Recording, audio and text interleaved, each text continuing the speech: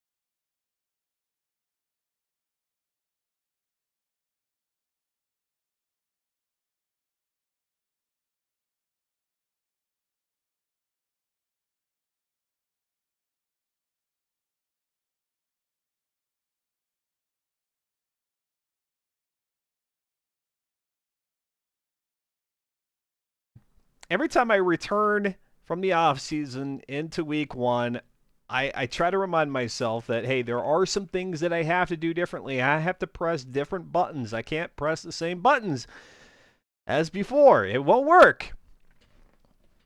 And I forget. I'm Dustin Moore, and I appreciate you tuning in here. We've got an evening of racing, 2 races here tonight, featuring the 1981 BMW M1.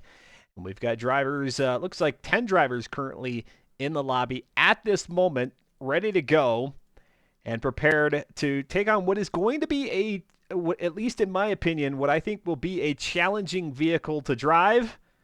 We'll get to that here in just a moment. Before we do, let's go ahead and look back at season 50. Very celebratory season 50 there, the A-Class shootout. LS Subaru picking up a 9th consecutive championship, followed by Craig Schmidt, 362 points, 340 there for Blaine Barney. Oops Arena dropping down from the top 3 to 4, 331. Audrex at 296, 292 there for Kuda. Then you've got Fear the Fun, Born as Ghost, Slow Motion Fire, down in 10th.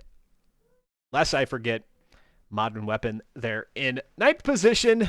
Joe Beardy, Patches Riley, MS Storm, Onion with Too Many Eyes, Midnight Rider, and Dominic were 6 additional drivers there in Season 50.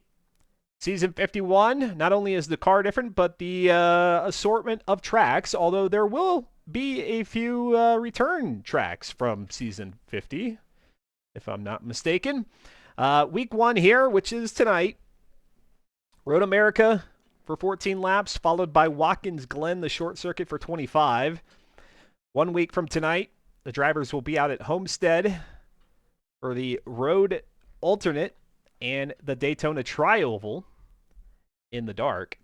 The thing to note about week number 2, I will not be available for week number 2, so these races will not be broadcast, at least not on my channel. There may be drivers who perhaps will have a stream going of their perspective, but no broadcast on March the 14th. Then I return to things in week number 3 on the 21st of March, where they go back out to, well, that's not correct. They will not be returning to Homestead in week 3. So already that's 2 strikes against me, followed by Road Atlanta. That should be correct. Then VIR in week number 4, followed by Homestead, the Oval at Homestead, and then concluding things in week number 5, race number 9 out at Sebring for 43 laps in the rain. Born as Ghost with the subscription here, 24 months, 2 years. Thank you so much, Born as Ghost. We'll get the proper recognition here once we get out on the track for qualifying. I had talked about the vehicle perhaps being tricky, and there's the late signal. Stream's falling apart. Between me not being able to update my graphics correctly, using the wrong background, and something happening with the stream alerts, I don't know. I don't know what's going on anymore. The vehicle, the BMW M1 1981, very sleek design. It's the wedge design. It's a design that's very reminiscent of a DeLorean or a Lotus of that same time period, and they have upgraded it to the max. And by to the max, I mean the maximum performance index that they will run here in the Forza Spec Racing Series, which is a PI of S-Class, S800 to be exact.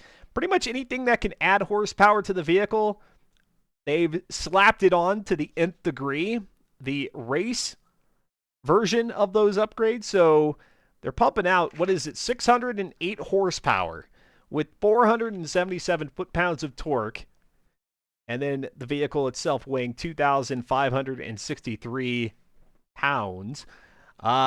It's going to be a handful, I think. I really do think it will be. Perhaps I'm wrong. Maybe I just don't know how to drive the vehicle, but we'll get a very good indication of that here in the qualifying session out at Road America, followed by, again, the 15 laps for race number 1. Season 51, week number 1. A lot of ones there. Born as Ghost says, thanks for making me feel relevant on a Tuesday. You got it. Yeah. Well, thanks for making me feel relevant on a Tuesday with the subscription. I mean, to have that continued support for 24 months means a whole heck of a lot. And I promise you, each of those monthly subs has certainly helped contribute to the stream. For those of you who have been here a while, you already know the deal. But for me here, I take everything in terms of the profit that comes to me after Twitch takes their cut, reinvest it into the stream. So things like the music that you heard at the beginning of the broadcast, that's not just music that I just find somewhere in the ether and slap to the front of the broadcast, but rather pay for a license, which helps those artists get some money for the time and effort they put in to produce that music. So trying my best to do what I can as a creator in this little niche area of Forza esports commentary, and make that whatever those proceeds are go back to other creators whose expertise and skills far exceed mine. Let's just make that clear. The music is something that already is leaps and bounds above what I produce. So, Born as Ghost. All that to say, thank you so much for the continued support. Right now in the lobby, I see LS Subaru, our reigning, returning champion here in the Forza Spec Racing Series, opted for this vehicle, the BMW M1. Enraged Barney is in there, Kratrim, Audrex, Born as Ghost, Patches Riley, SFM Darkser making a return to the Forza Spec Racing Series. That's a name to be on the lookout for here. We'll get a good idea as to how up to speed SFM Darkser is, pun intended, during the qualifying session. Midnight Rider, Slow Motion Fire, Modern Weapon, Fear the Fun, and Cuda93 making up 12 drivers currently in the lobby. For those of you who are interested in joining the Forza Spec Racing Series, good news. It doesn't matter how quick, how slow, or how in between you are. Really, is it not going to post the command? So then this one is not my fault. This one is not my fault. Elgato Stream Deck had an update, and it said something about how users have to reconfigure it for it to post Twitch messages. I think that's a bunch of garbage. I didn't do the steps, and so there we go. I put the command in. Reddit.com/r/FM4 is where you need to go to find out everything you need to know about the Forza Spec Racing Series. And yes, you can participate, even if it's not here in week number 1. Come in week 2, still be in the running for the championship because of the drop week points rule that is in effect in the season. 5 weeks of racing, 9 races in total, about 2 hours each night. Soul Motion Fire giving me the heads up there in the chat that we are ready to go to qualifying, and that we are. Let's go ahead and switch it on over. Fear the Fun in the very Lamborghini, or excuse me, Ferrari. No, Lamborghini. What's it called? That shares kind of the same paint color. It's on the tip of my tongue, but I can't get it to go. Out of what is turn number 3 there, there's technically a little bit of a kink coming down the hill into turn number 3. That counts as turn 2. And now out onto the Moraine Straight they go. Up to the very sharp left-hander, the one you got to brake for the most here, at least on the front half of the track, as we see Born as Ghost. The ghost of Born as Ghost getting around Fear the Fun, or at least working in tandem there. They've got the vehicles ghosted so that all the drivers here in one single session can qualify together on the track without interfering with each other's lap times. Now, that is to a degree because there are ghosted cars. The drivers are seeing that.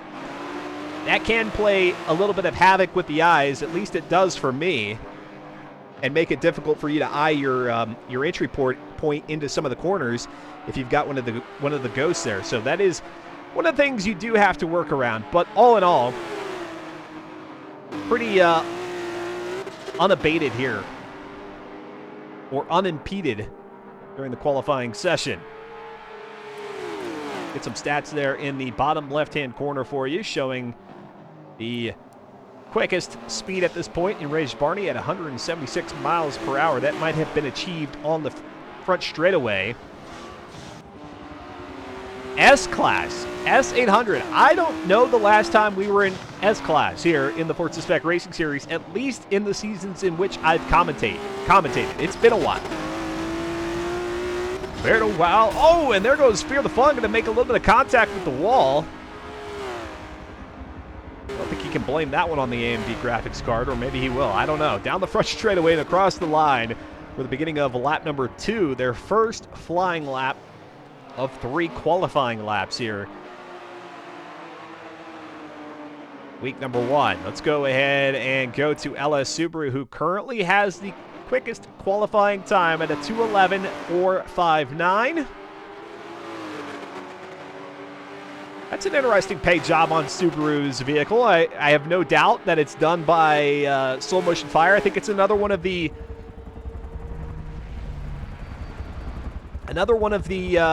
what's the brew house called that Slow Motion Fire likes to put on to the liveries? Either way, neat look there, and you've got the slats across the back window. Those, I think, were there by default, as opposed to some other cars where they were, I believe, an option. But man,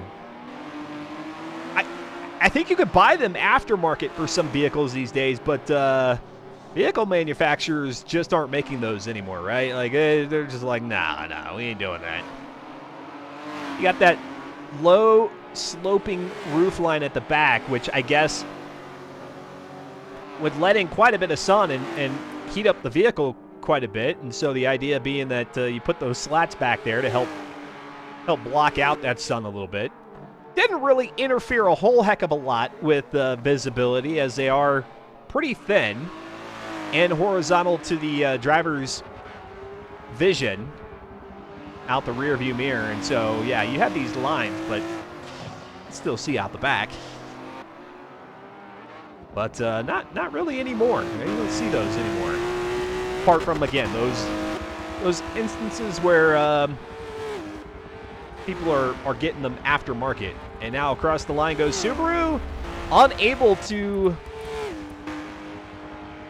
be quicker than his standing start time. And so with that, Borna's Ghost will move up to the top spot with a 209.621. Now here comes Kratrum at a 208. Let's go to Kratrum, a 208.628. Oh, look at that design. Look at that. That might be my favorite look. Very retro. What's going on, Ghibli? I just got home. A great start to the evening. I've been watching your Firewatch stream again. I think I may become a fire watcher. In Texas, I don't even need to be in a tower. This is true. This is true. No, you know, if I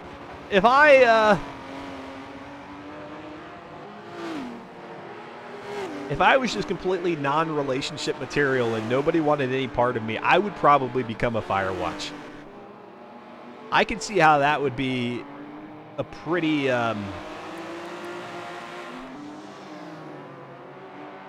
pretty chill gig, and I don't know, just something about the idea of that just seems up my alley if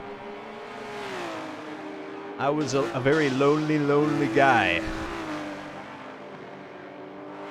Into that right-hand kink comes Borna's Ghost, who now has the third quickest qualifying time. Kratrum able to nab the podium. Enraged Barney right now in second. Through Canada corner goes Borna's Ghost.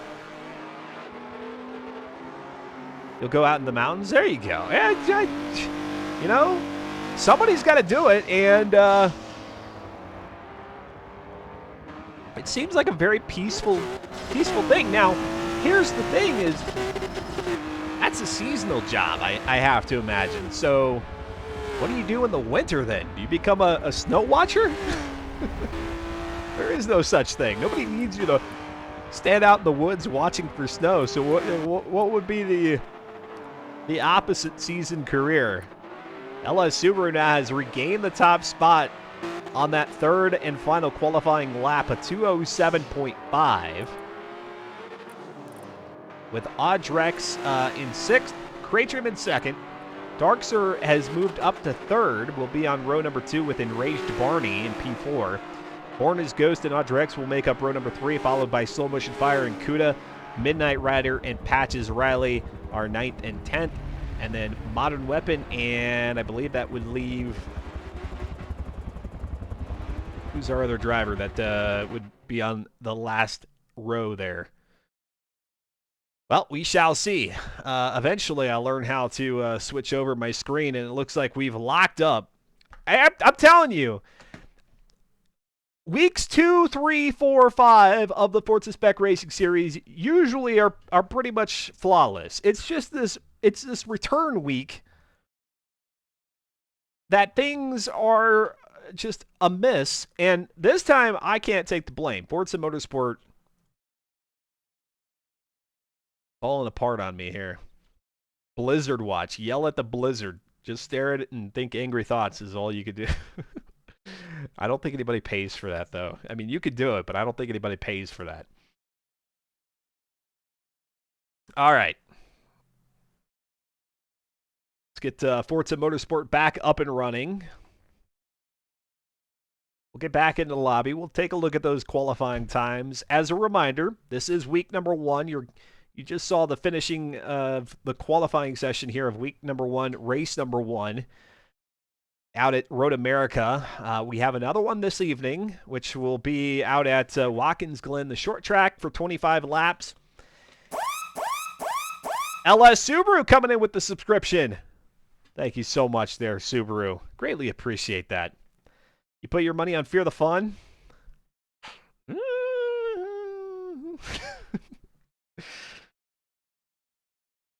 All right, let's see if we can't get back in here. I know we can. It's just a matter of how quickly can I get back in there. All right. Stand by. And live in 5, 4, 3, 2, 1. Ready? You ready? No, that's not the right screen at all. It's a good screen to look at, though, because I was just telling you about tonight's schedule, and then there's a look ahead at the following 4 weeks. And now the lobby is doing all kinds of loading, so I'm struggling to get the screen that I'm looking for, but I finally got it. And here we go. LS Subaru with that pole sitting time of 2:07.508. Born as Ghost at 2:09.621.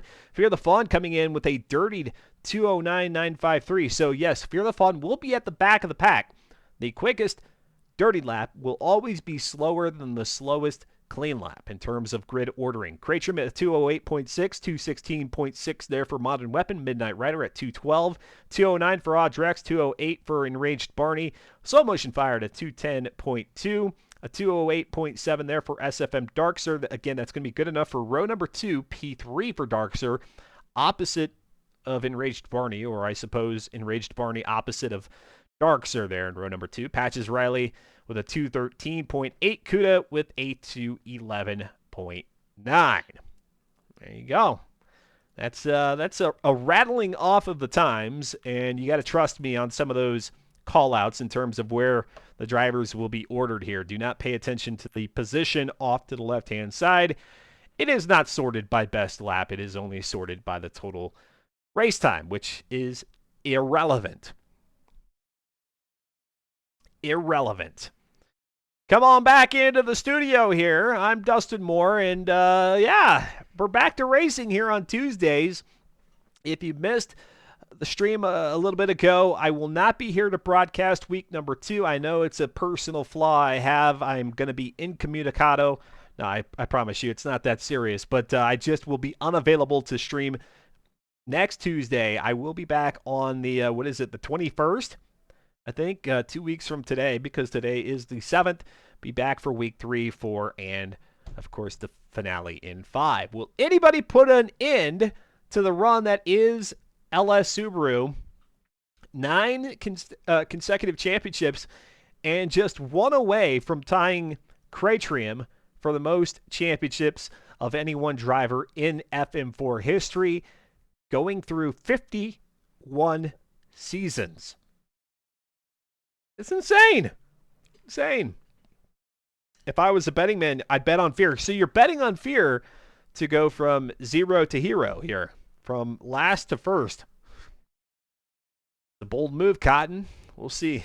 We'll see how it works out.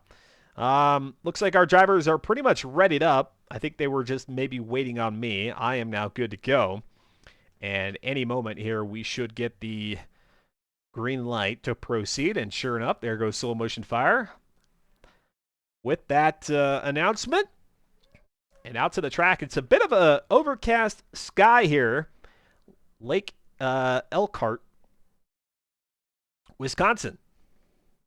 Or is it Elkhart Lake, Wisconsin? I don't know the ordering of the name there. What is the start? The lake, or is it Elkhart? You've done the math. The math, we'll see if it checks out. We'll see.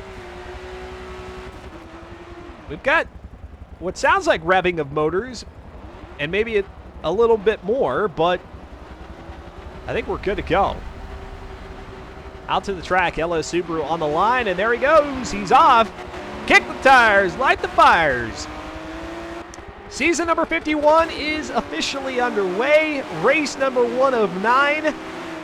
We got 2 of them coming at you here tonight, and it starts out at Road America. Into turn number 1 goes LS Subaru, with the whole pack behind. Cratrim, Enraged Barney, Oddrex, SF and Darkster, who qualified P3, now back to P5. Kuda in 6th. Soul Motion Fire, Modern Weapon, Midnight Rider, and Patches Riley are your top 10 of 12 at the moment. Down the Moraine straightaway here on the, I call it the infield section of the track. It's a road course. I guess there's not really an infield, but they'll make their left-hand turn here and up the hill toward the Corvette signage. Hook another left, then a right, then a left, over to the Johnsonville Brat sign. Everybody hungry? Nice camera angle there. And as Subaru leads the charge, you see the hot air balloons out there. I think that's a sunset. We've got the sunset skybox here. Into the carousel goes Subaru. And let's go ahead and drop the camera back. Let's go to SFM Darkster again, returning to the Forza Spec Racing Series after a hiatus here and there. SFM Darkster joins in whenever possible, which is absolutely A-OK here in FM4. Into that right-hander, avoiding the wall. I see some tire smoke back there. Driver sliding it out in the S800 BMW M1. Now up into the Canada corner, SFM Darkster with, who is that back there in 5th position? Oddrex. Modern Weapon, Fear the Fun, Soul Motion Fire, Fear the Fun now from 12th to 7th. Born as Ghost, Patches Riley are still in the top 10. And now they go into that final right-hander before they make the charge up the hill toward the start-finish line, the beginning of lap number 2. Well, color me very, very surprised. The drivers seem to have a pretty good handle of the M1 here very early on. Oh, Darkster just barely avoiding contact with that outer wall on the exit of turn number 1, and it's going to run wide here through turn number 3. Kick the dust up underneath the Sargento Cheese fake 18-wheeler. It's just a billboard, folks. It's not a real 18-wheeler, and slows it down back down the hill here, and going to make the charge toward Enraged Barney. Currently occupies P3. Yeah, I'm very surprised. The driver's having a bit more control of these vehicles than I expected. Again, 608 horsepower with 477 foot-pounds of torque. When I was just doing a little bit of a test drive of the car in its stock configuration, and by that I mean with the upgrades that FM4 mandates here in Season 51, but with no tuning involved, the vehicle was just all over the place. Now, of course, that's where my assumption is bad. Well, it wasn't really an assumption. It was just laziness. I'm not going to tune the car, being that I'm the commentator, but without any sort of tuning whatsoever, the vehicle was very difficult to keep the 2 back tires planted. Get all that horsepower and torque into the ground and not spinning the wheels. SF and Darkster running wide again there through the Canada corner.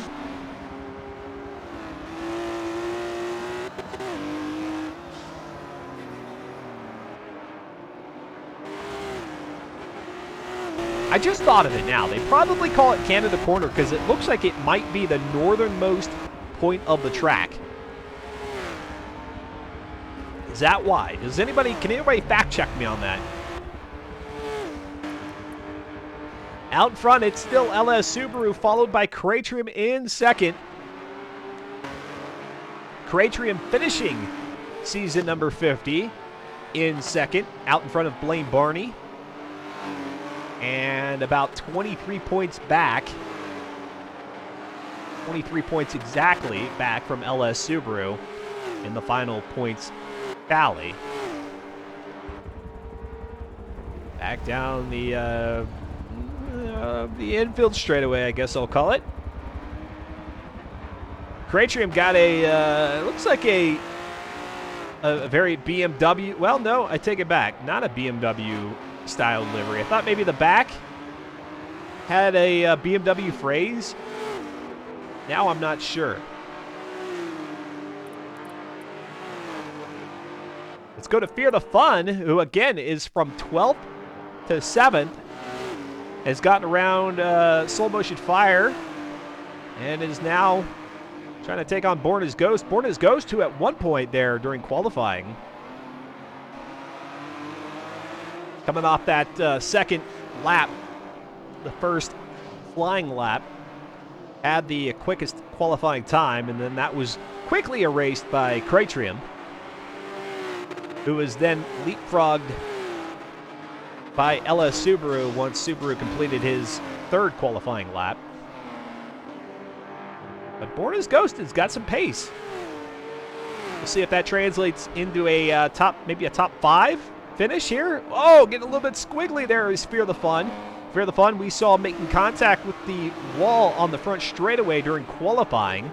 But as I look at the vehicle here, I see a little bit of a dent on the front bumper. Actually, no, that's just, well, yeah, there is a little bit of a dent there. And now he's going to go sliding into the right-hander.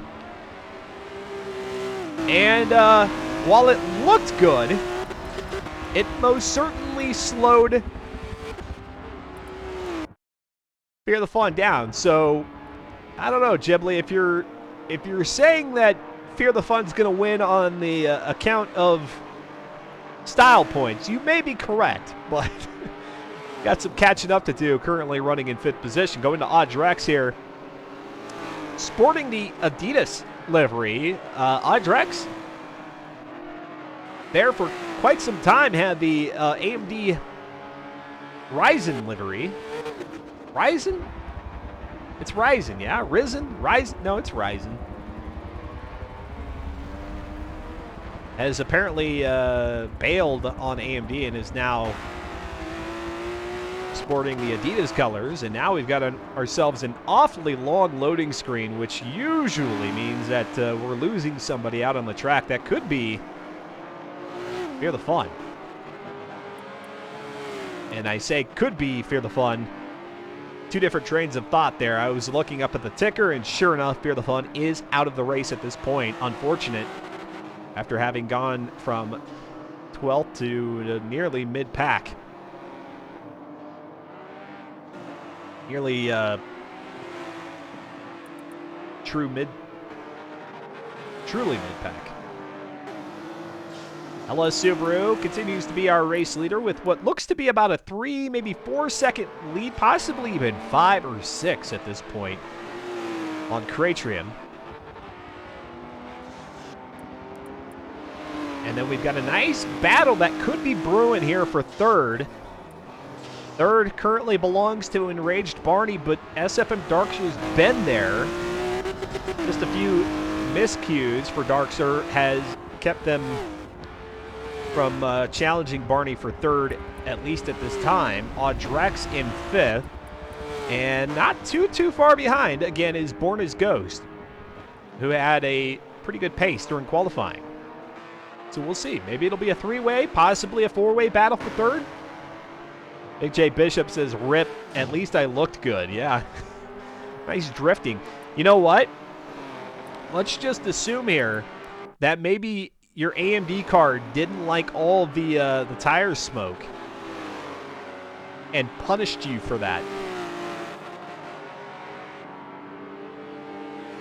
Yeah, it looks like, unless I am mistaken, it looks like maybe we got some low clouds moving in here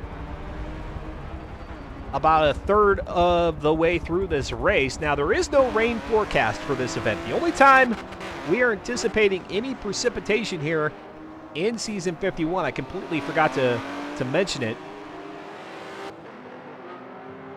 is going to be in the final race of the season, race number 9 out at Sebring.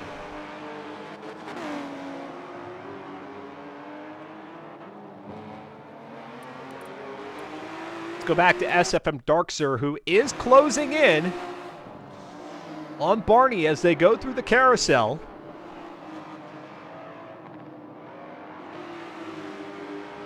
Let's go ahead and ride on board.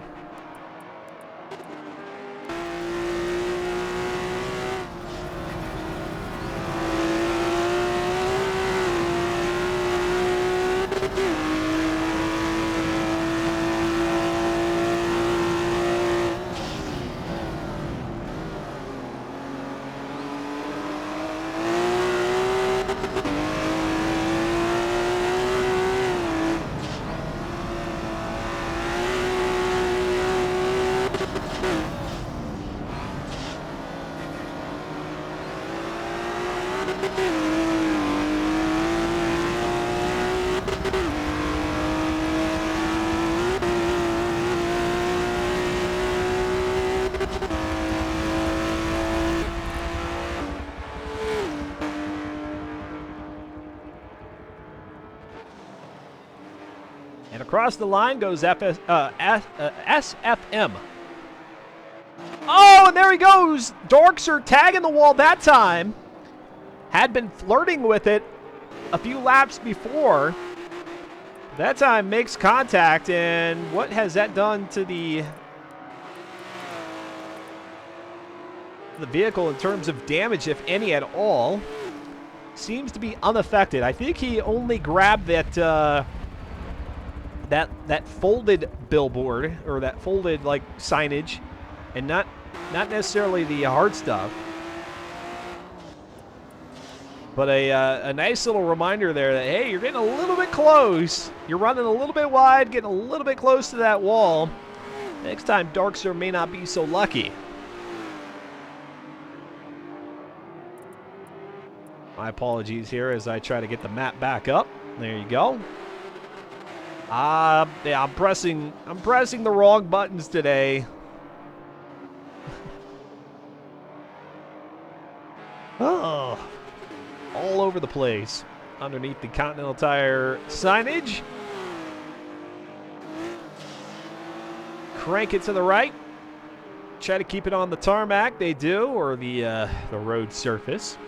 Tarmac, maybe not the right word.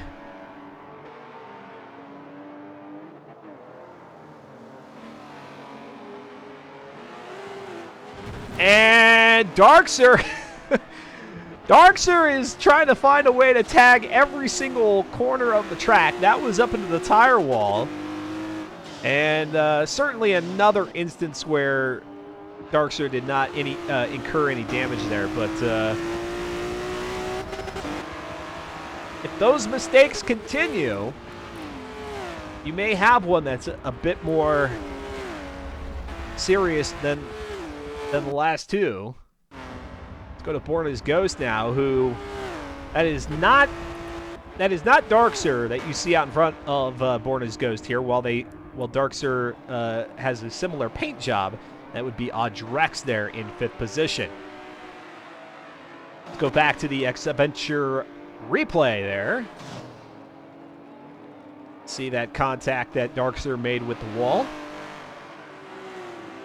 Just a little bit hard on the throttle, which certainly brought the understeer into play and sent the M1 off into the donuts. The non-tasty variety.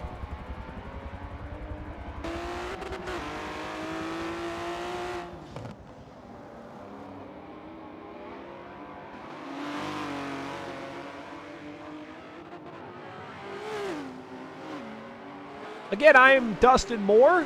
That is I, who you hear speak through the microphone into your speakers and on up into your brain. Scary thought, I know. Appreciate you tuning in here on a Tuesday evening, the Forza Spec Racing Series, week number 1, season 51. And I did not forget, although I meant to do it sooner. There we go. The proper recognition. Born as Ghost, 24 months subscribed. 24 months. That's a heck of a lot of dedication. Thank you so much. And just so happens, got Born as Ghost here on the screen. And then another subscription, which I don't remember if Subaru did this while we were in this view to have the lower third show up, but there it is. Ella Subaru also with the subscription just a bit ago. Much appreciated. And for those of you who are watching and maybe not yet following the channel, if you feel so inclined to show your appreciation, trying to make this as enjoyable a viewer experience for you as possible, giving you all kinds of views about the track, not racing myself. That gives us the ability to spectate here in Forza Motorsport 7 and try to make things as fun, exciting, informative, entertaining as possible here for you on a Tuesday night. If that is the case, please click that follow button. It's the very most I ask of any of the viewers, really. If you want to go above and beyond with the subscription, by all means, feel free to do so. Twitch Prime or a paid subscription. But a follow will do just fine. Just fine. One of these days, I'm going to make it to 2.5. I think I'm at like 2,400 and something rather. I don't know. Getting close there. Slowly. Let's go back to third. With Enraged Barney, Darkser is closing in. This is going to be our best battle out on the track currently. Of course, I say that. And Audrex and Born as Ghost shaping up to be a good one here. A battle for the top 5 or for 5th. You would paint the tires to look like donuts. Too bad we can't paint the tires. I'm sure some people would have some very creative ideas. I'm sure some people would do a great job at making the tires look realistic. Like, you know what? You bring up an excellent point, Ghibli. Why can't the tires be painted? Because then some people could throw some, like, Bridgestone or Pirelli logos on there. I mean, you can put those logos on the car, so why don't we have the ability to paint the tires to make them look authentic as well? Great point. Man, for as many years as I've been enjoying Forza, ever since its inception, I don't think I've ever considered the thought of being able to put vinyls or at least some sort of artwork. I know it's not vinyl, but to do artwork on the tires. Paint them as Tinker Toys. Ah, yeah, like the yellow circle that has all the, like, sprocket holes in it. There you go. Unless you really mean Tinker Tots, but I don't know what Tinker Tots are. I think you mean Tinker Toys. For as many years as I've been subscribed, I don't think I've ever had a good idea until now. Hey, we all win one at some point in our lives.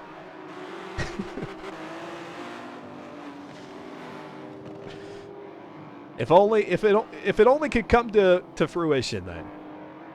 All right, Darkser here on lap number 9 of 14. That 15th lap that you see there on the upper left ticker is just a cooldown lap. So 14 is how many we're racing here at Road America.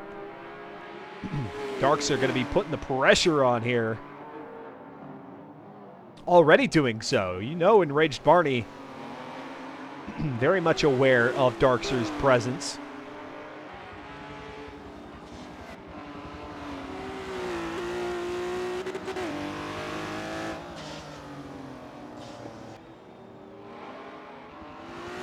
Whoa, and here he goes. Once again, Darkser running wide off into the grass. And as you can tell, that misstep has put Darkser off the pace of Born as Ghost, or excuse me, of Enraged Barney by quite a bit, losing about a second or two. And that battle for 5th has now waned as Born as Ghost. Well done, and my apologies, Born as Ghost, for not catching the the pass, but Born as Ghost now up to 5th. Again, with what might be one of my favorite liveries here. Oh no, did we lose another driver? I think we might have. We don't usually see that loading screen unless that is the case. And oh, Darkser. Wow. I did not even notice on the nameplate here of Born as Ghost, but by default now, Born as Ghost moves up to P4. Darkser. Out here on lap number, what would be 9 and a quarter there for Darkser. Running in 4th, but then had lost the position to Ghost. Or excuse me, no. That was Audrex. Darkser challenging Barney for 3rd. That is rough. I did notice that Darkser had about 4% transmission damage. And so I don't know if that had gone up, and as a result, Darkser thought he would be non-competitive or whatever the case may be. I don't know if that was a disconnect or a voluntary dropout. Either way, no bueno here for the first race of season 51 in the 1981 BMW M1. And with that, our field of cars has definitely thinned out, not only in terms of total drivers, but as you can see there on the track map, those gray dots speckling pretty much every part of the track. We've got drivers all about the circuit here at Road America. We will have a shorter circuit to work with in the next race. Watkins Glen, the short circuit, coming up after this one.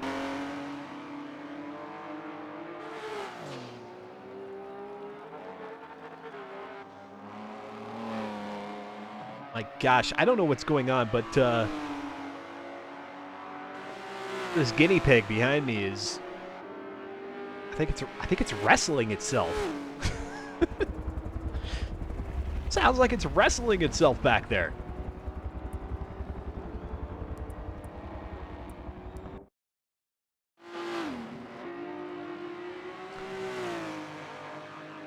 Well, pretty quiet here on the racing front. It looks like our closest competition here is a battle for 7th. Patches Riley, Midnight Rider, 7 and 8 respectively, followed by Modern Weapon.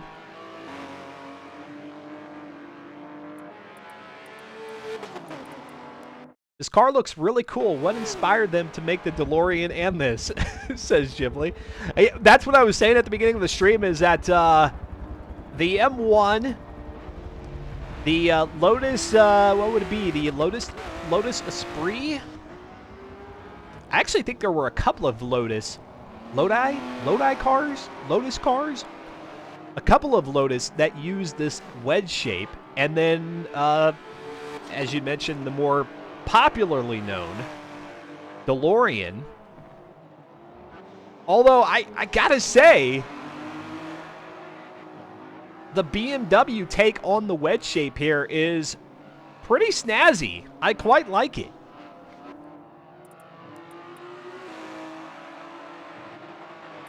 I quite like the shape that they've got going on here. Lotus, like seg.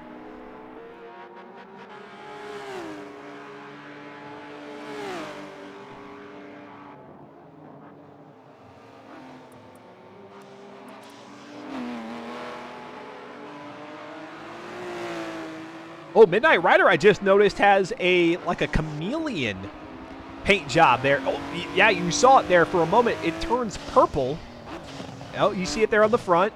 Oh, nice. Not often do folks opt for the chameleon style paint job. But I dig it here on the M1, although Midnight Rider's M1 looks quite beat up. So it's a good thing that the snazzy paint job is there to kind of hide the roughness of all the scraps and scratches and scrapes.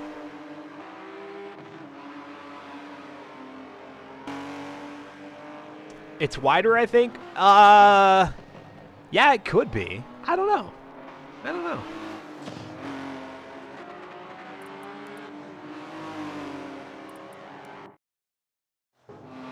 Well, things are a little quiet here on the track, although, you know, plenty loud. Sounds of the M1 getting around the circuit, but Paradox and Colossal, what are they called? Colossal Limited, I think, is the name of the developer, announcing that City Skylines 2 is on the way here in 2023, which I'm looking forward to. I loved the original City Skylines, but there were a few things about it that I think, because it was their first city builder title, at least of that magnitude, taking on the formidable, what was the Sims title called? SimCity. And hopefully this second one is even more, gosh, dare I say, challenging. The first one, after I found out kind of the secret sauce to it, was pretty much a breeze. So I'm hoping the second one lends a little bit more challenge as we go to Enraged Barney here in third position. Enraged Barney, by the way, fighting to hold on to P3. Oh, gonna be fighting to hold on to the holding on to the BMW here down the hill. Locks up the tires a couple of times. Might have a few bald spots there. Oh my gosh. Still struggling with the car. What is going on here? Yeah, it looks like, well, the tire degradation isn't all that high, but I don't know. Maybe here in the M1, unless this is on purpose. This may be Enraged Barney now showing off for the camera. I think so. But Enraged Barney was trying to hold off Darkser, and actually was successful in doing so. Going to slide it out here during through the carousel. But yeah, there was a point where Enraged Barney wasn't feeling so free to drive like we see Barney doing now. Barney does have to be careful. Borda's Ghost is back there in fourth position, and while there's only about a lap and a quarter remaining, I'm sure Barney would love to hold on to a podium spot here for race number 1 of season 51.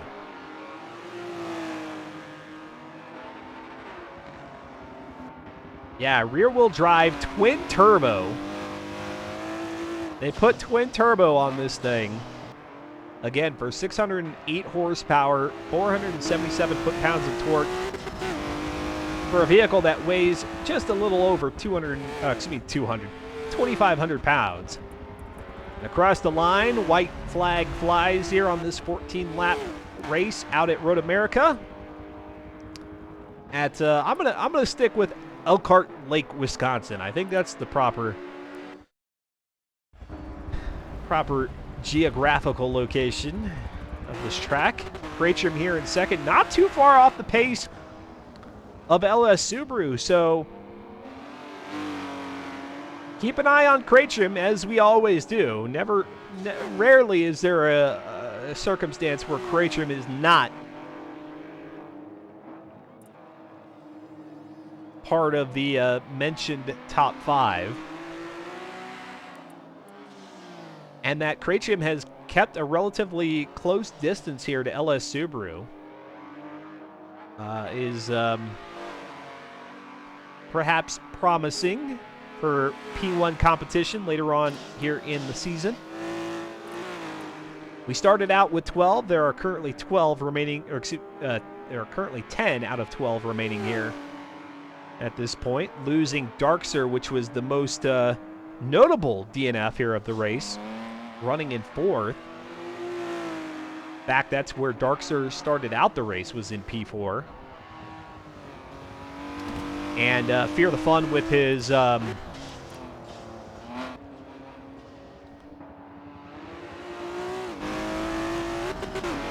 recurring DNF. Across the line goes LS Subaru, finishing out the race in the top spot, followed by Cratrium, who will eventually be followed by Barney.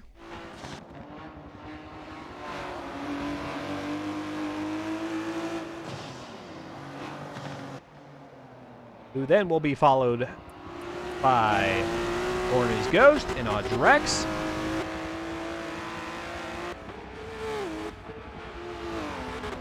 Slow Motion Fire looks to pick up 6th position.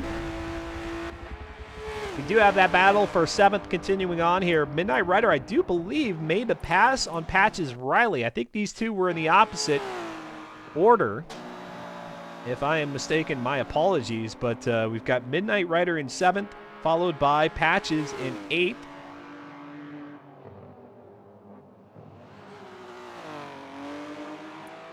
Who's then going to be followed by Modern Weapon and Kuda.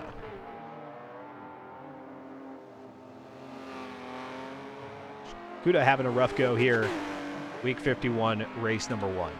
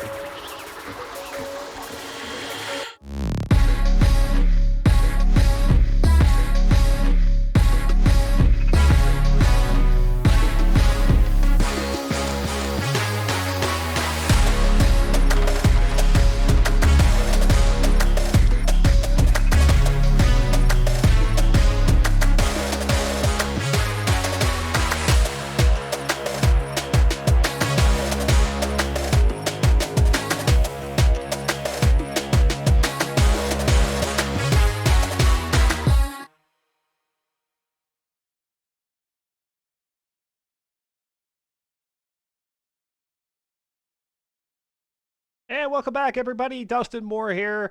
Week number 1 of the Forza Spec Racing Series, Season 51 on X Venture, and LS Subaru getting the win out at Road America pretty flawlessly. Let's go ahead and bring LS Subaru into the driver's spotlight. Subaru, I thought just because I did a quick spin around a track in this car, thought this one was going to be difficult to handle, but one, you Ooh, made he it look doesn't pretty. know. What? What happened? Oh, let me try to unmute myself. Although I didn't get to the end of my question, so I blame you for jumping in on that one. No, completely my fault. Everything is going awry today. Um, yeah, so LS Subaru, I thought for sure getting into week 1 here that this would be kind of a trial, a test for the drivers in the BMW M1. It seemed like a very difficult car to put the power down to the track, keep the car controlled, but for the most part, everybody seemed to do so quite well. You flawlessly, at least in my opinion, getting the win. How difficult or not is the M1 here in season 51? It is a very difficult car to drive, actually. We are making it look a lot easier than it is. This car, for some reason, the balance is really off. Um, that for some reason, some people are just having just unbelievable amounts of understeer, and then on the corner exits, it's just a snap of oversteer. Yeah. And with it being a mid-engine rear-wheel drive car, it can be quite tricky to um, catch that oversteer, and you might and if you don't catch it quick enough, you might lose the car. Yeah, you mentioned both the understeering and at times oversteering nature of this car. I think SFM Darkster was one of the drivers that we had our camera on most that seemed to be dealing with the understeer issues coming out of turn number 1, coming out of Canada Corner, was tagging the wall a couple of times. Very actionable there, or not actionable, but actiony, I guess, of the vehicle as we watched SFM Darkster challenge Barney for third. Of course, you did not seem to be challenged so much, although Cratrim was not all that far behind you. So just kind of scoping things out here very early on and knowing the car the way that it is. Are you going to be able to continue with this level of performance that we've seen over the last 9 consecutive seasons? Or might be this a season where the car, because it is so much to handle, gives drivers like Cratrim, Barney, Audrex a shot at getting a win here? I think I can definitely put up a good fight with the other drivers. I'm not too sure as to what the gap will be like between everyone here coming into this race or Yep. future races. Um, But yeah, one mistake in this car can definitely cost you a position or even worse, a race potentially as well. So we just got to make sure that we're on top of the car at all times and try and make the car as controllable as we can. Talking with LS Subaru here in the driver's spotlight before we head out to Watkins Glen for qualifying of race number 2. We are going out to Watkins Glen on the heels of Road America. The two tracks, while they're very disparate in terms of overall length, especially since we're running the shorter track here at Watkins Glen, seem very similar in terms of style. They have these high speed kind of carousel corners, wide sweeping curves. Very few of those that you really have to get on the brakes and try to slow down. So is this race, at least in terms of your driving technique and style, going to be fairly similar, or am I completely off there? It's going to be different to Road America. There's definitely still some corners that are similar to some that are at Road America, but there are definitely new challenges at this circuit that are not present in Road America, like the bus stop chicane and having to deal with that harsh right-left corner transition that could definitely unsettle the car if your car's not tuned for to handle that sort of stuff.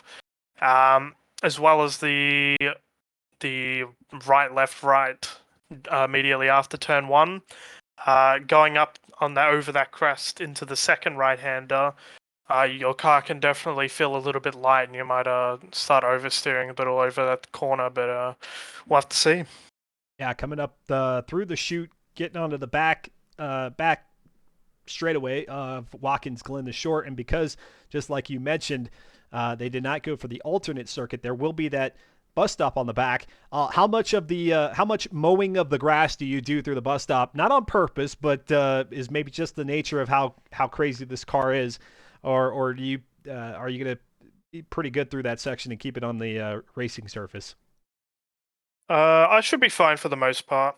I've definitely had some moments in practice where the car did get unsettled, but not so much so that I've gone way out into the grass. Yeah. We are being told that the track limits is running it out to the curbs, so you can definitely be a bit more liberal when Yep. it comes to track limits for the race day.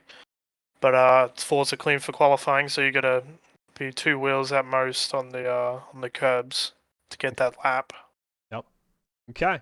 A little bit of leniency here in the Forza Spec Racing Series, but obviously not something that you want to take too much advantage of. LS Subaru getting the race win there on the heels of another season championship there in season 50.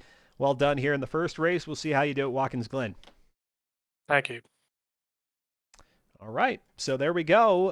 Another driver in the driver's spotlight, and typically LS Subaru, whether he likes to chat with me or not, opts to jump in there and have a word with me pretty much every opportunity that there is. So love chatting it up with the drivers. And just as I had kind of suspected, even though I didn't spend a whole heck of a lot of time working with the car and trying to figure out maybe some of the nuance of it, LS Subaru did confirm my thoughts that this seems like a very challenging car to pin down, both figuratively speaking, like I'm sure with the assortment of upgrades, there's so much tuning that can be involved in trying to get it to the style or what fits your driving style, and at the same time be competitive, but then also like literally pinning those back tires to the racing surface, keeping them from spinning, is going to be a challenge that we see, I'm guessing, all throughout the season.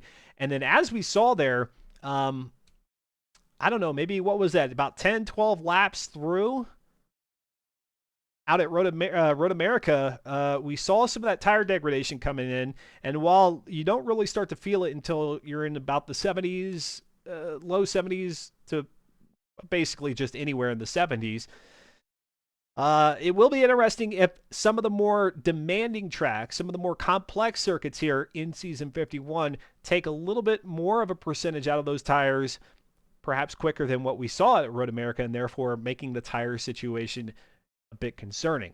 All right, it is time for qualifying out here at Watkins Glen, the short circuit, and the first one off the grid is going to be Enraged Barney here.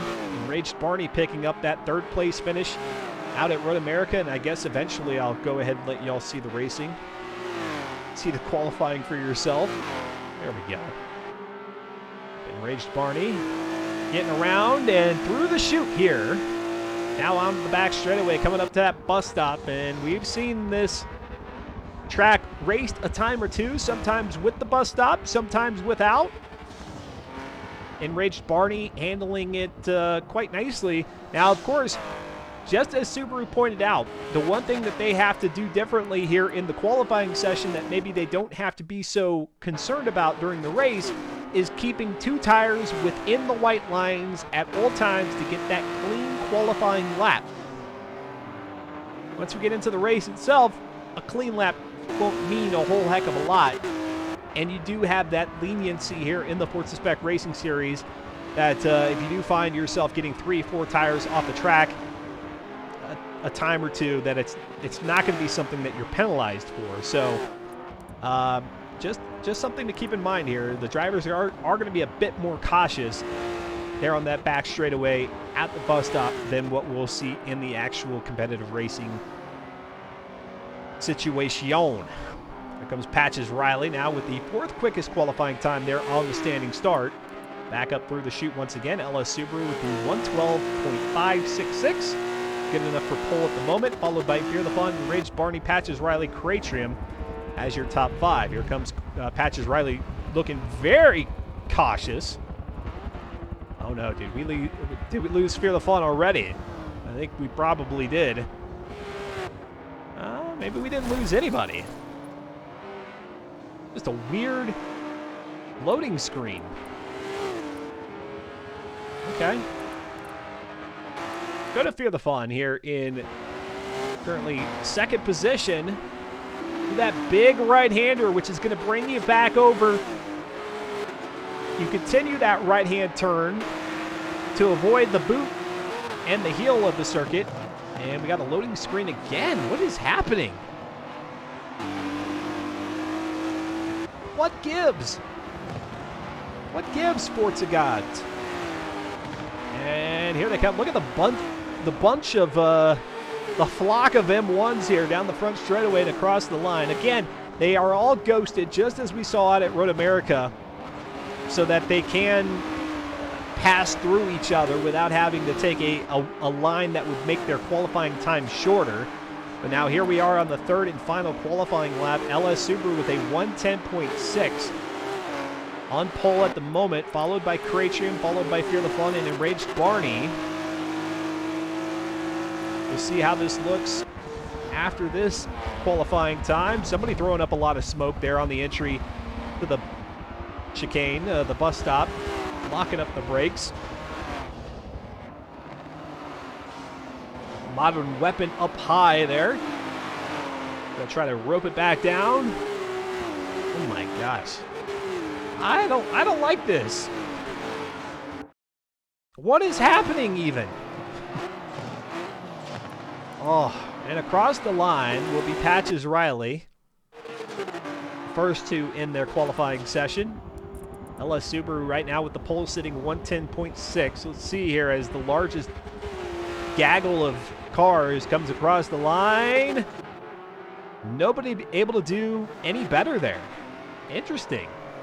LS Subaru nabbed that quick time. I think they're on lap number 2, and that was it. No handoffs.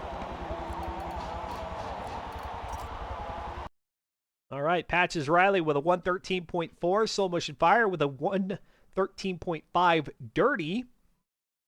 Kudo also with a dirted lap at 113.3. Those two will be on the backmost part of the grid. A 112.1 there for Audrex. Looking quick. I think that's good enough for row number 3. There for Audrex. So 114.2 for Modern Weapon. Kratrium at a 111.0. Born as Ghost says a 112 point triple aught perfection. Sure enough, I look down there and look at that. 112.000 for Born as Ghost. Well done. You get the perfect time award. 113.8 for Midnight Rider, a pole sitting 110.4. Actually, yeah, so Subaru able to knock off probably less than a tenth of a second there. I believe it was 5, but 5 and some change. Able to get that down to a 110.4, a 111.9 for Enraged Barney, and a Kratrium at a 111.0. Fun stuff. This is going to be my final stream for the next, what does it come out to, like 12 days? 12 days, I think. I will be live again on the 19th, yes, because that would be 12 days from today. The 19th is when I'll be back live on a Sunday morning, 9 a.m. Eastern Time, starting my playthrough of Alien Isolation. So not all racing and cars here on X-Adventure. As a matter of fact, that was the whole point of my naming convention. I went from virtual Autosports here on Twitch to X-Adventure because really I wanted to have a variety of content here on the channel. And so Alien Isolation, again, starting March 19th, 9 a.m. Eastern. That's going to be fun. We'll get back with week number 3 of the Forza Spec Racing Series. I will miss week number 2.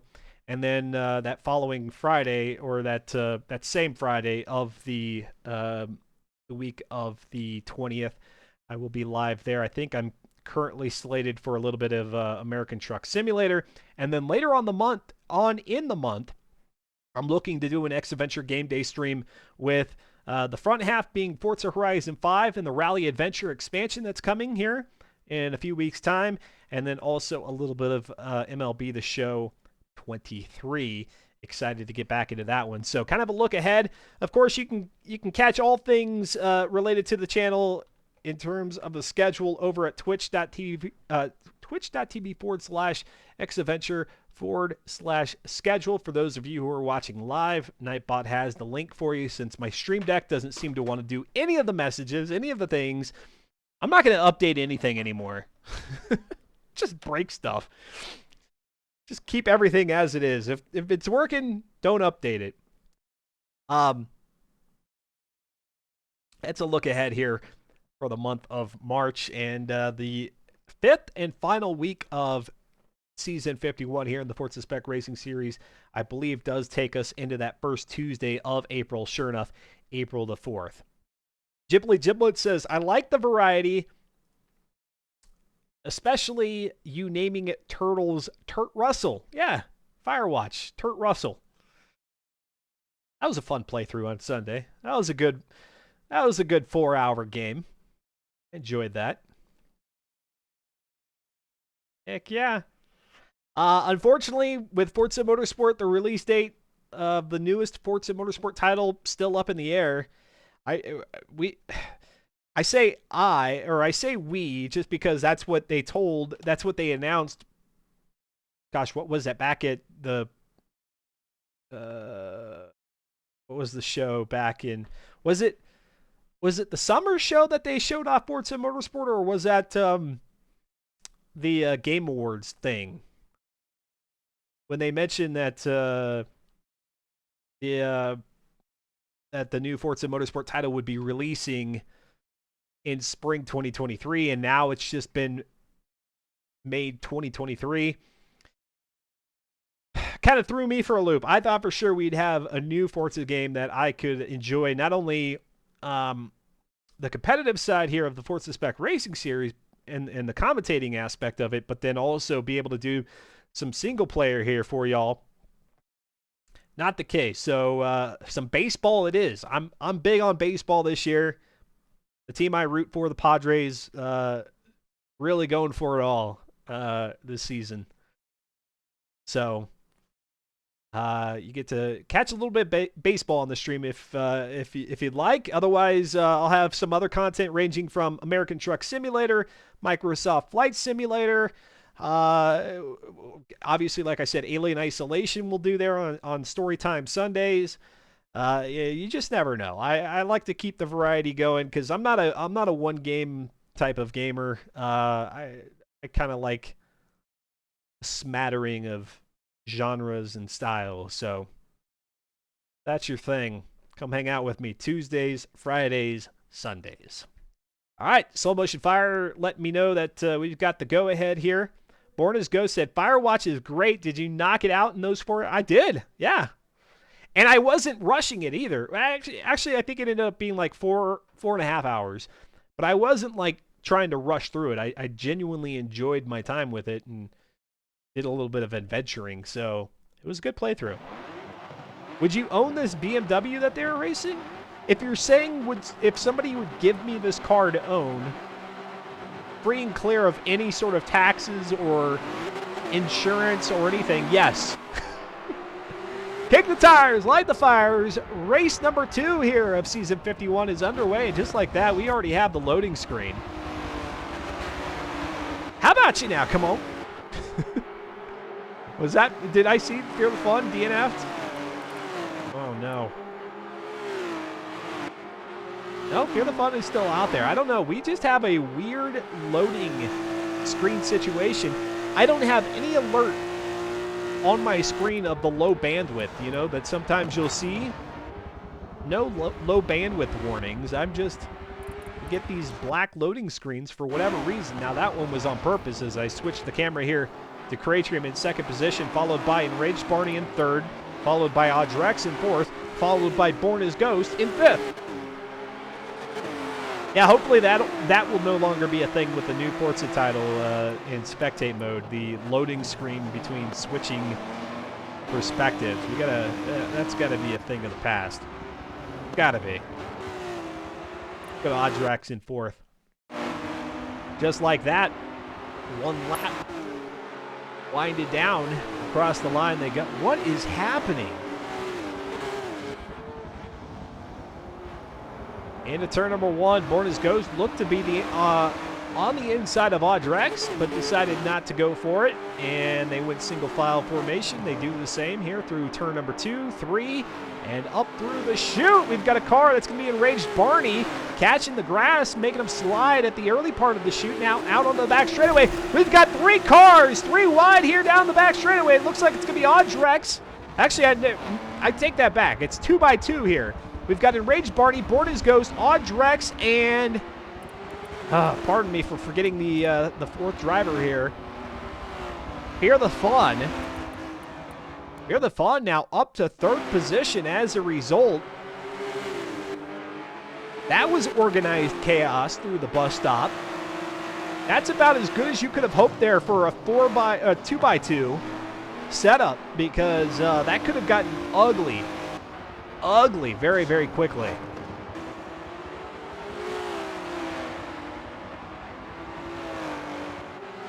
Let's relive it.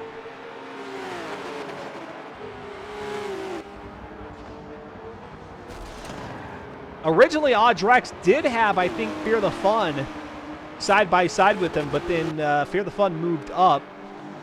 Or actually, that would have been Born as Ghost, and then, of course, you see Audrex sliding it out wide here. I don't know if that was maybe a cautionary maneuver should there have been any sort of contact with the vehicles in front of them. Maybe just sliding it out to be extra safe, but now this time through, they are in single file formation. LS Subaru, our race leader, followed by Kratrium, and now Fear the Fun, Born as Ghost, Enraged Barney, and Audrex dropping back to 6th. Got Patches Riley, Midnight Rider, Cuda 93, Modern Weapon making up the top 10. And then Slow Motion Fire in 11th, SFM Darkser, mentioning in the FM4 Discord prior to this race that they would not be participating here in race number 2. Fear the Fun, touching grass a little bit there on the right side tires. Pardon me, left side tires, driver's side.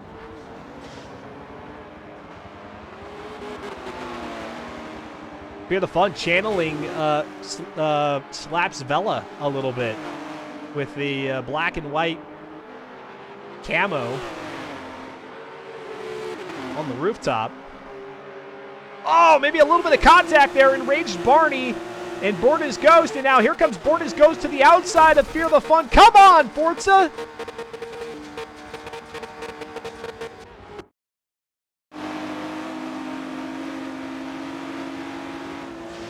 Jeez, what even happened there?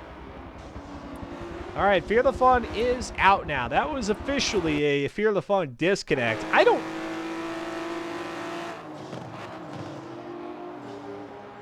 know.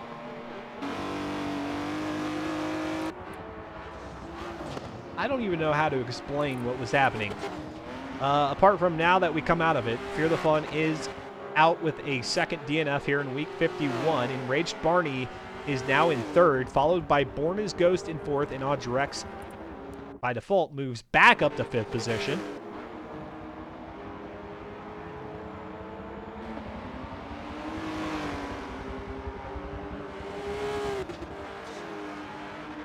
And more significantly, that 4-way battle for 3rd has quickly disintegrated.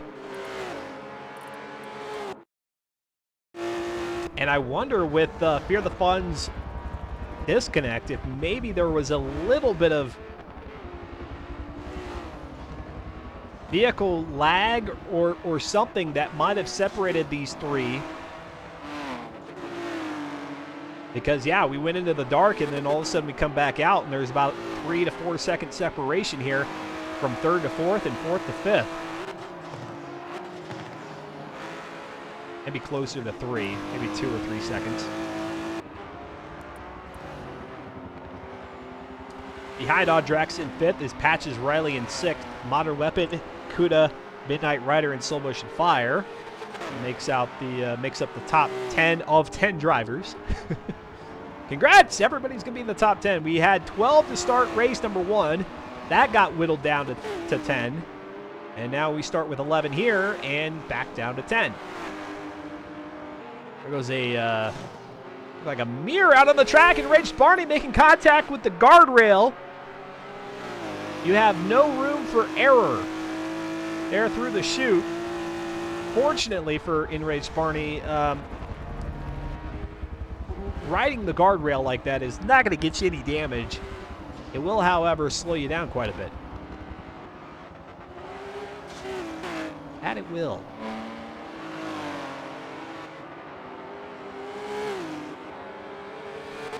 Lap number 6, what will soon be the start of lap number 7 of 25 here. The Watkins Glen short circuit. There's the wavy arm guy in the grandstand area. A little bit less cloudy out here at the Glen. Somewhere up in New York. I forget. What is it? Who knows? What's the New York locale here?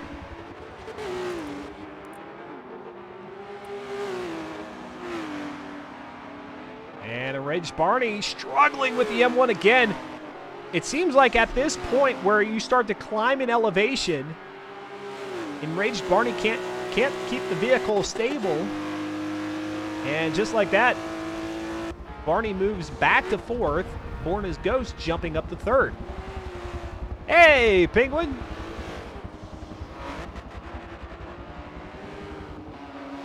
Howdy, howdy, howdy, howdy.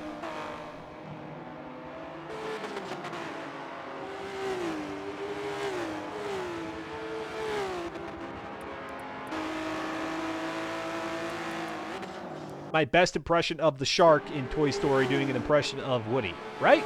Is it? I think it's the shark. Or is it Slink? Maybe Slink does it. Howdy, howdy, howdy, howdy. You know what I mean, Bird?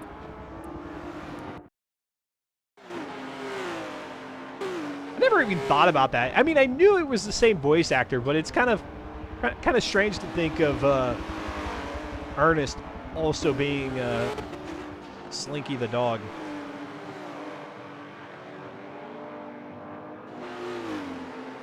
Let's go back to a lap ago here, where Enraged Barney, well, yeah, I was too late, or, gosh, this is not the, yeah, I was too late. I was too late on the button.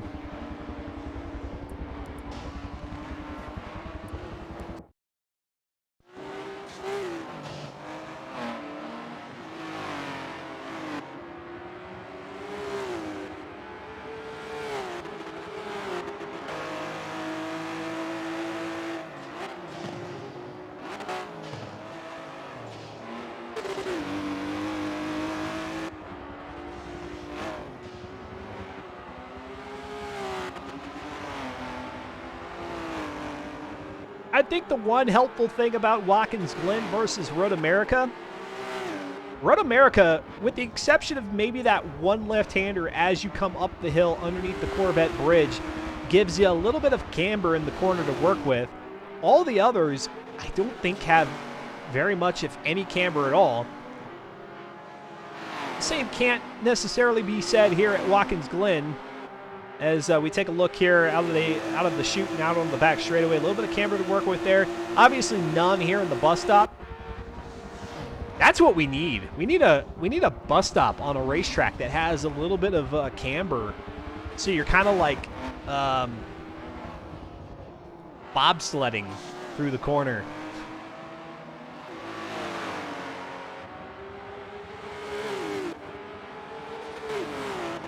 But otherwise, the majority of these corners have a little bit of camber to work with. Even right here, this left-hander, you see there's a bit of pitch from the low line up to the high side.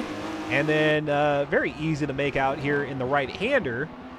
A lot of room to work with here with that pit lane entry on the low side. And then across the line here for the beginning of the lap number 10. Is bus stop some racing term? I don't know, because putting a bus stop on a racetrack seems impractical. Yeah, it gets its name because, you know, like buses that have those purpose-built like jut-outs that allow them to come off of the main road of traffic. Obviously, a lot of bus stops, they'll just roll up to the curb within the lane and stop in the lane. But then you have those bus stops where they can actually pull off the main road and load people on.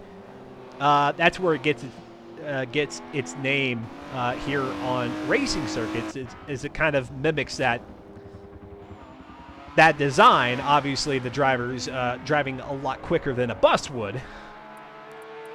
But you'll hear it referred to as a bus stop here, Daytona. Quite a bit of European circuits that utilize a bus stop style maneuver. I think even, don't they call it the bus stop at Spa, even though it's not like the same look?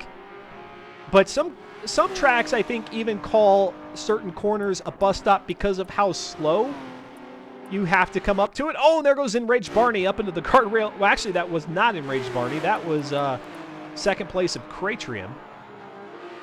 But I think some tracks even consider some corners, quote-unquote, bus stops because of how slow you have to come up to a corner, the corner being so sharp that you basically come to a stop, as if you're picking up passengers and then leaving. You love these car noises. Yeah, this, I don't know how accurate the M1 sounds here in Forza Motorsport 7, but it does sound good.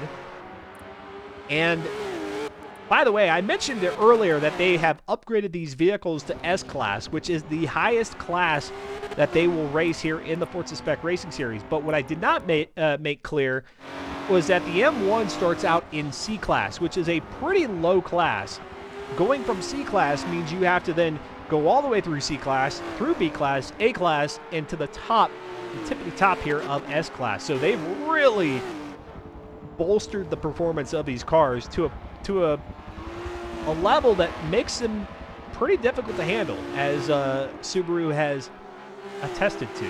So quite an interesting decision by the organizers. I'll have to ask Subaru, if we get a chance to talk with Subaru again, if he had any part to play in saying, hey, let's go from C to S.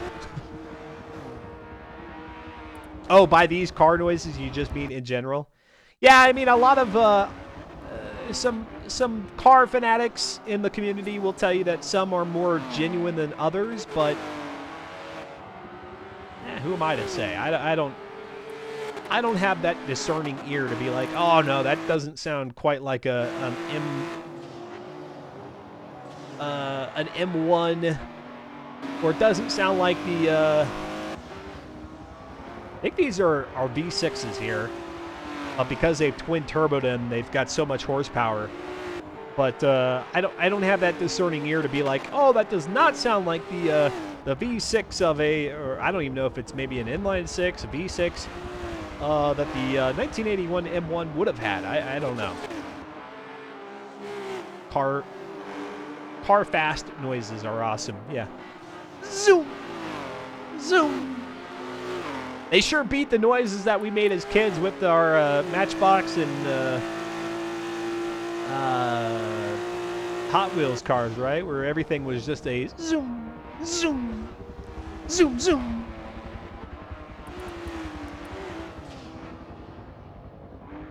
We'll keep the camera here on Born as Ghost in 4th position. Enraged Barney in 3rd. Audrex, we'll see if Audrex is able to close that gap here. Currently running in 5th.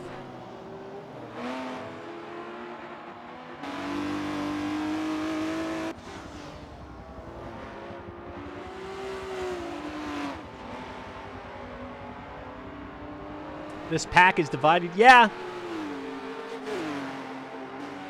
we see that quite often here in the Forza Spec Racing Series. You have such a variance in terms of the degree of skill out on the track. You've got drivers who very well could be placed in the upper echelon of drivers. LS Subaru. What LS Subaru is doing here in the Forza Spec Racing Series, winning 9 consecutive championships, is no small feat. I know a lot of people may say, oh, well, you know, you got some competitive drivers out there and some non-competitive. It's a beer league, so winning 9 straight, not that big of a deal. Yeah, well, I don't care who you are and what league you're racing in. To be that dominant is pretty notable. And dare I say, you put LS Subaru in a professional esports event, and Subaru is going to do just fine, I'm sure.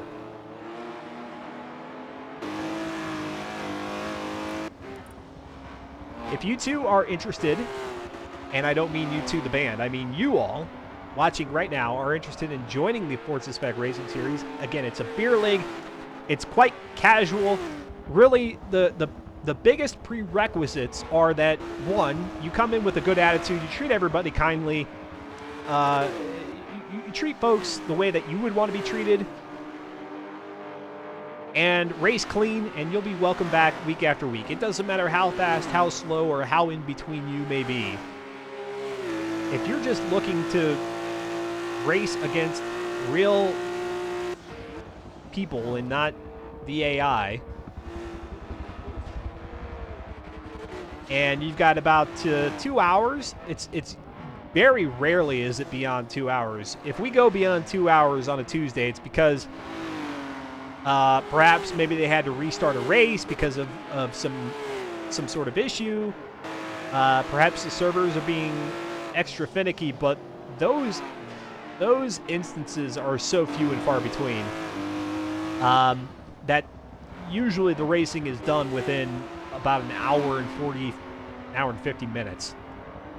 If you've got that time to spare here on a Tuesday evening, or in LS Subaru's case, a Wednesday morning, then head on over to reddit.com/r/FM4 and introduce yourself, say, hey, I'd like to participate in week number 2, and you also can be in the running for the championship. They'll drop week number 1 from your point total as because they take everybody's top 4 weeks out of 5 total weeks in the season.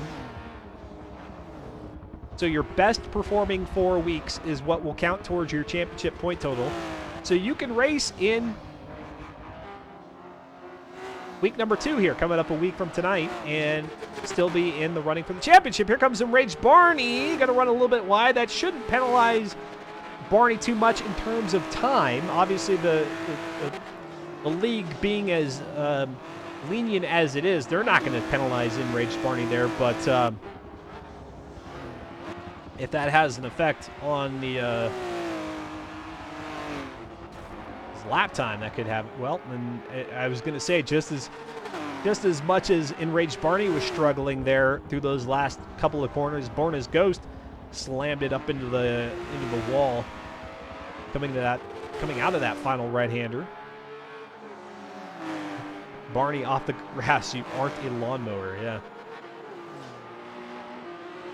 Turn right to go left. Yeah, quite a bit of, as Subaru had mentioned, quite a bit of understeer, and at some points you can have some snap oversteer, and so we'll see that a little bit from time to time here where the drivers are counter-steering. Right there. Well, no, actually not right there because he was pointing the wheels in the direction of the turn, but in this case, I didn't see much of it there, but here is some right there. Some counter steer action happening to keep that front end of the M1 pointed in the correct direction. Having to turn left to go straight. Yep, it happens. Running through the field here, LS Subaru with a commanding lead. While his lead wasn't so great out at Road America, with Cratrum not too far behind, the separation noticeably bigger here out at Watkins Glen. Enraged Barney in 3rd, Borna's Ghost in 4th. The battle that we see before us right here. As a matter of fact, let's put our camera on Borna's Ghost, the trailing driver. Not too far behind is Audrex in 5th. Then we got a 3-way battle for 6th with Kuda, Soul Motion Fire, and Modern Weapon, followed by Patches Riley in 9th, Midnight Rider in 10th. And we lost Fear the Fun earlier on in the race.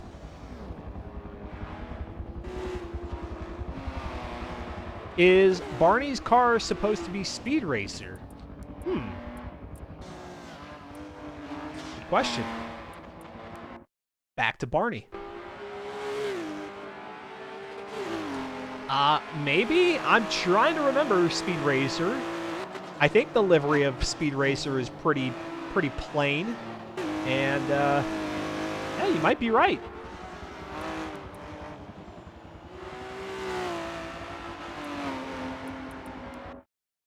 I think you might be right. Across the line they go. Beginning of lap number 19, up 25, DWM Frog. I like it. I like this one here. I mean, it's pretty simple, Born as Ghost, but you got the different colors. You see a little bit of magenta or pink and orange and teal.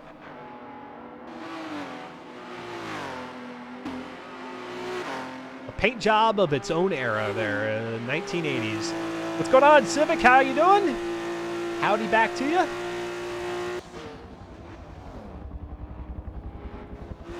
It's definitely Speed Racer. All right. Go, Speed Racer. Go, Speed Racer. Go, Speed Racer. Go. Is that right? I don't even know if I had the lyrics going. That's not even the main point of the lyrics, just the chorus, but I don't even know if I've got that part correct. You have no clue, just know the car. Great. The brain power between you and I, Penguin. We are still unable to come to a conclusion on these things. But here, fortunately, we've got DWM Frog saying I am correct. Okay, good. Whew. I wasn't big on cartoons, and even then, Speed Racer I think was maybe a little bit before my time. So I was trying to recollect, not from my own personal memories, but rather just kind of having some sort of cultural awareness. Yeah, we equate to at least one brain cell.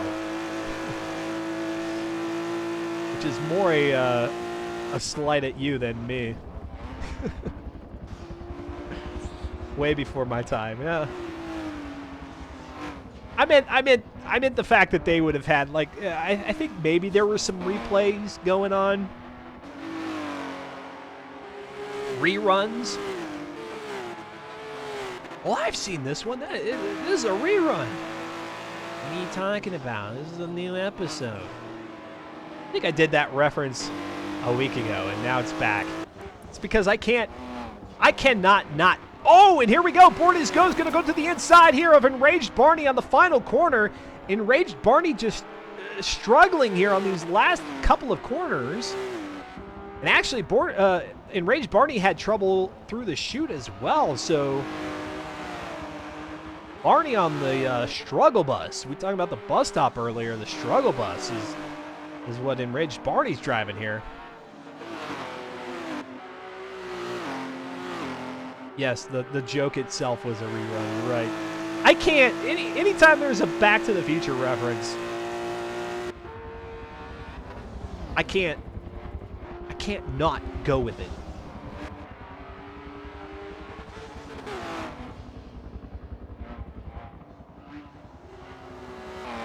Let's go back to that here on lap number 21.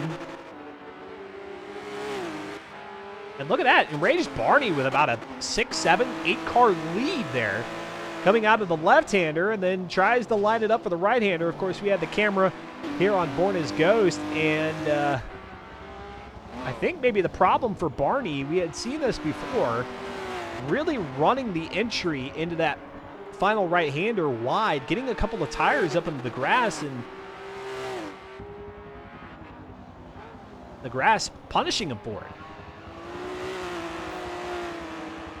Looks like our drivers are having fun sliding the M1 out a bit, and that has, it seems like, very little to do with the tire grip, but more so just, again, the power of the car. 608 horsepower, 477 foot-pounds of torque,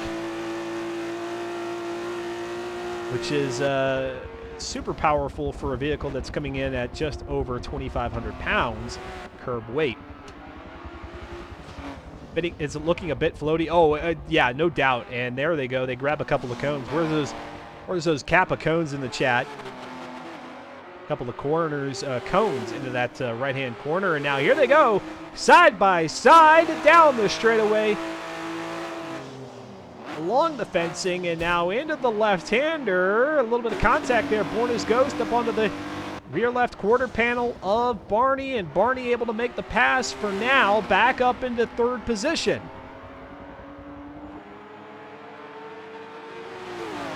So despite Barney looking like having a bit of trouble with the car, which allowed Born as Ghost to get by, he was able to get some sort of composure to move back up into a podium position. Really? I'm the only one who's going to put the Kappa cone? Yeah, exactly. It's a follower emote.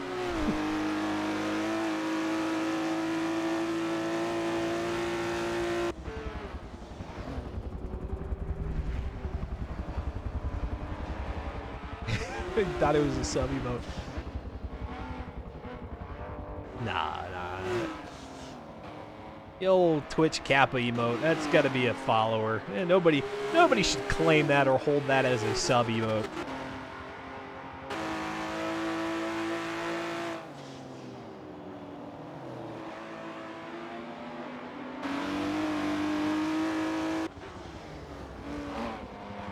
Man. I hate to talk my hunger woes with y'all, but man, I got right out of work and had to fire up the stream. I am a starving, but I got a whole bowl of salsa waiting for me.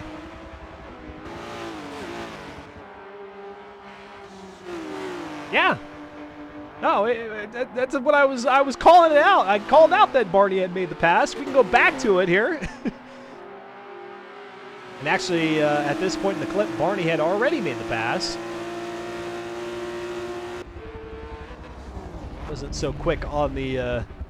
Oh no! And there, Born as Ghost makes the pass! And at the early part of the bus stop there, enraged Barney slides it into the tire wall, and that may have imposed some... I don't know about significant damage, but... No, it didn't. It didn't actually enable any noticeable mechanical damage at all. And so with lap number 25, the final lap of the evening starting now here for third and fourth, we'll see if Enraged Barney is able to close that gap. That's going to be quite a feat to achieve here. What do you eat with salt? I just put my hand in there and just down the gullet. Oh, I got chips.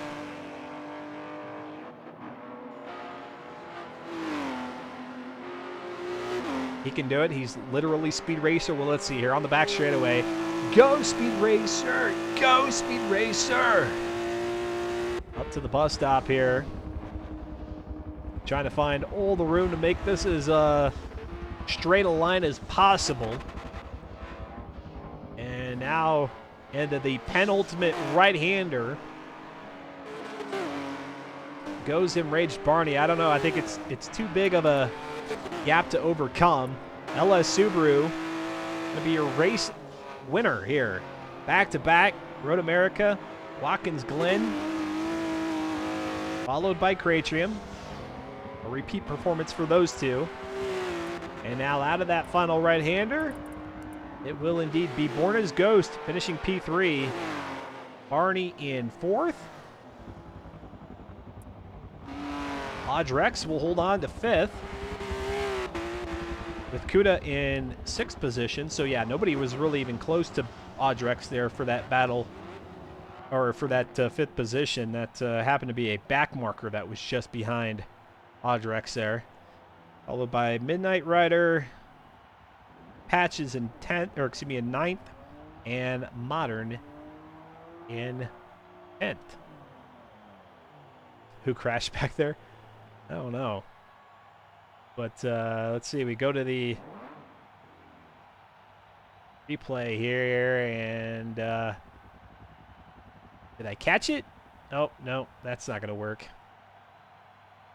Double replay. Gonna try to go back to it, but yeah, the timing didn't work out. All right, folks, one more intermission here of the evening while I take a quick little break. 3 minutes of ads for those of you who are followers to the channel. Those of you who are subs, thank you so much for your support. And again, Born as Ghost and Subaru reaffirming their not Prime subscription, or at least that is the case for Subaru. Born as Ghost with the 24-month Tier 1 sub. Much appreciate the support, and for all the subs here of the channel, enjoy the music. On the backside, we'll come back. We'll talk to drivers in the driver spotlight. We'll preview what's to come here on the channel. Not next week, but the week after.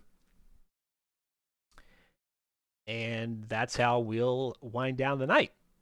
You're watching Forza Spec Racing Series, Season 51, Week 1 finale. Dustin Moore, X-Venture. I'll be right back.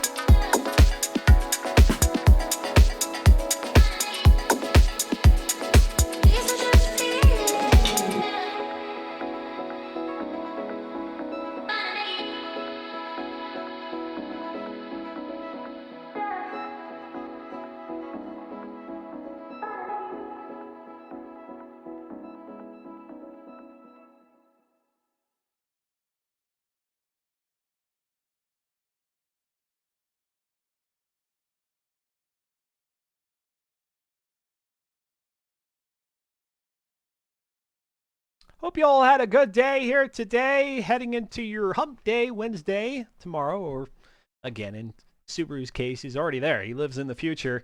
Appreciate those of you who have hung out here through the rest of the stream. And yeah, as Penguin said, thanks for all the emote dancing during the intermission there as the emotes bounce across the screen and all that. How will people ever know what's next on the stream if they can't see the promos because you all have so many emotes going on there?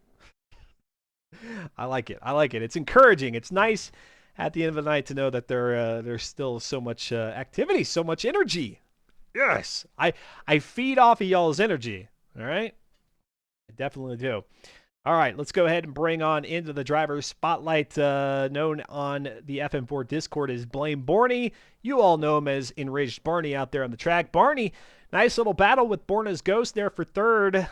You got the worst end of it there on the final gosh, it would have been the penultimate lap, not the final lap. Going into the bus stop, looked like you tagged the tire wall.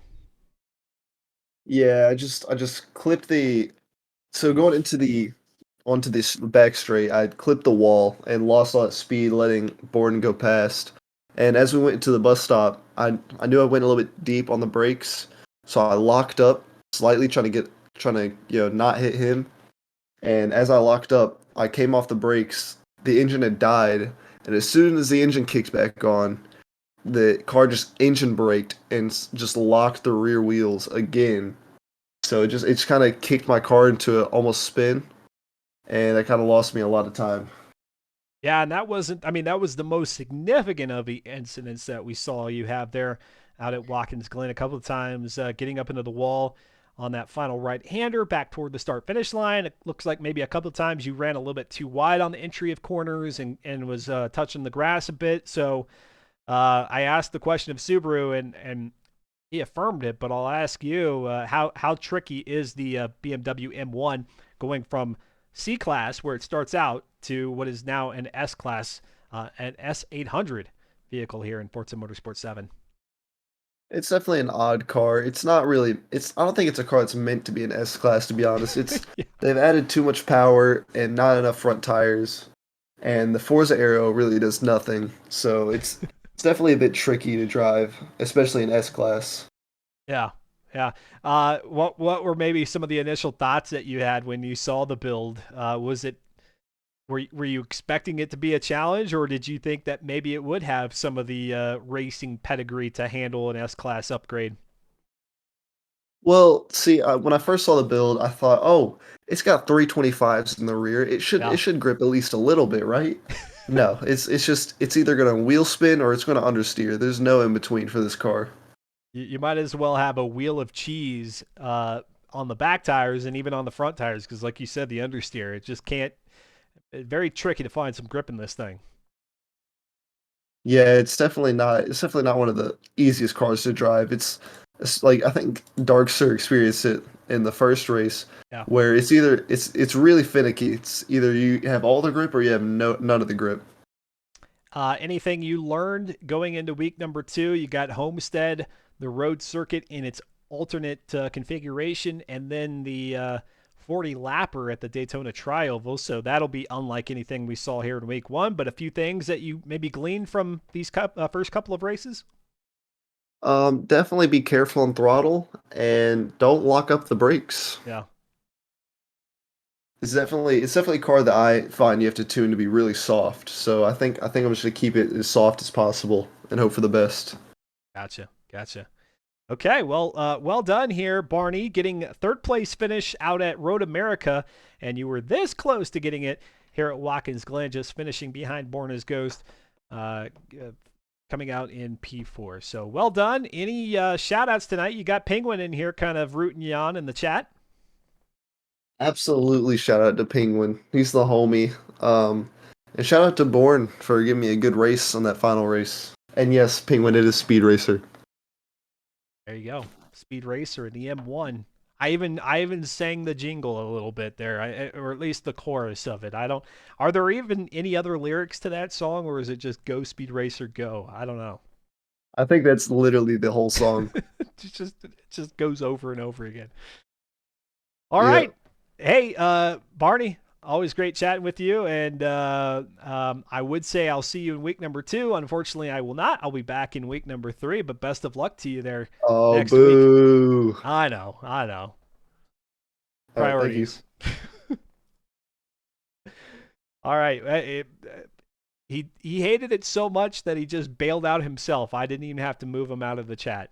LS Subaru now joins us here in the driver's spotlight. Second consecutive win here in week number 1. Did it out at Road America, duplicated it out at Watkins Glen, and did so in even more commanding fashion. Whereas Cratrum was maybe within 5, 6, 8 seconds of you out there at Road America. That was not the case here at Watkins Glen. I don't know what to ask you at this point. I mean, you've won so many races, and even the most challenging of vehicles, it seems like you're able to find a way to finesse them. I guess I'll ask, when you selected this car, I know usually the organizers here of FM4, they're the ones who dictate how this vehicle is built, but did you have any say, and are you part of the problem here, I guess, of it being an S-Class car?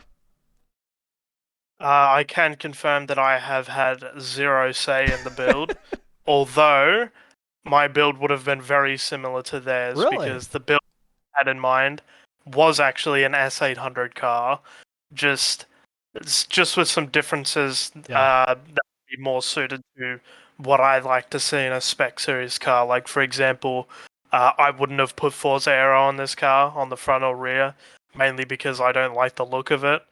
Because if you paid close attention to the Forza Aero for this car, the front splitter is just slapping a splitter on front of the car's factory splitter.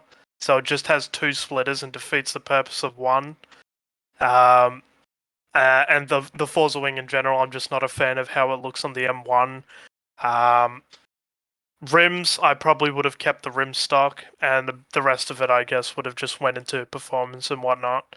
Just to, yeah, just to keep it as like much of a purist build as possible, I guess. A man of function and form, wanting the car to look as good as it drives out there on the track. LS Subaru here. Um, the M1, what? Well, you say you would have built it up into S class. As a matter of fact, actually, that's a good question. Have you, in the 9 seasons that you have competed and won championships in, there are only a few that I was unable to commentate for. Is this the first season in which you've run an S class car here in FM4? Yes, Oh. this is my first season in an S-Class car.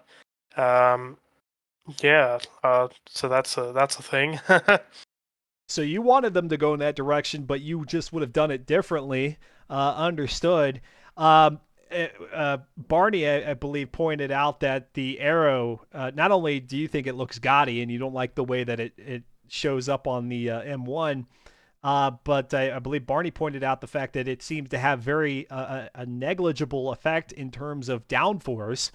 And of course, with race number 4 here, that'll show up in week number 2, a week from tonight, out at Daytona. How crazy is the car going to be on a tri-oval with all that power and seemingly little downforce? I think the car will be probably its most controllable, because you just full throttle the entire way through. Okay. You can just get rid of all the downforce because you don't really need it for a tri-oval with a car like the M1. Um, and as long as you're aware of how to set up the car correctly for the tri-oval, as well as the other track that we're doing in week 2, Homestead Road Alt, and the Speedway later on in the season.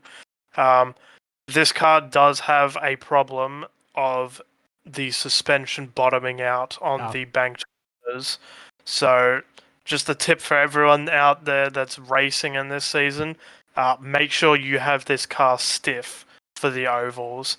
Otherwise, you're gonna have the suspension bottoming out, and then your car's just gonna all of a sudden just lose grip and just slide out from under you when you least expect it.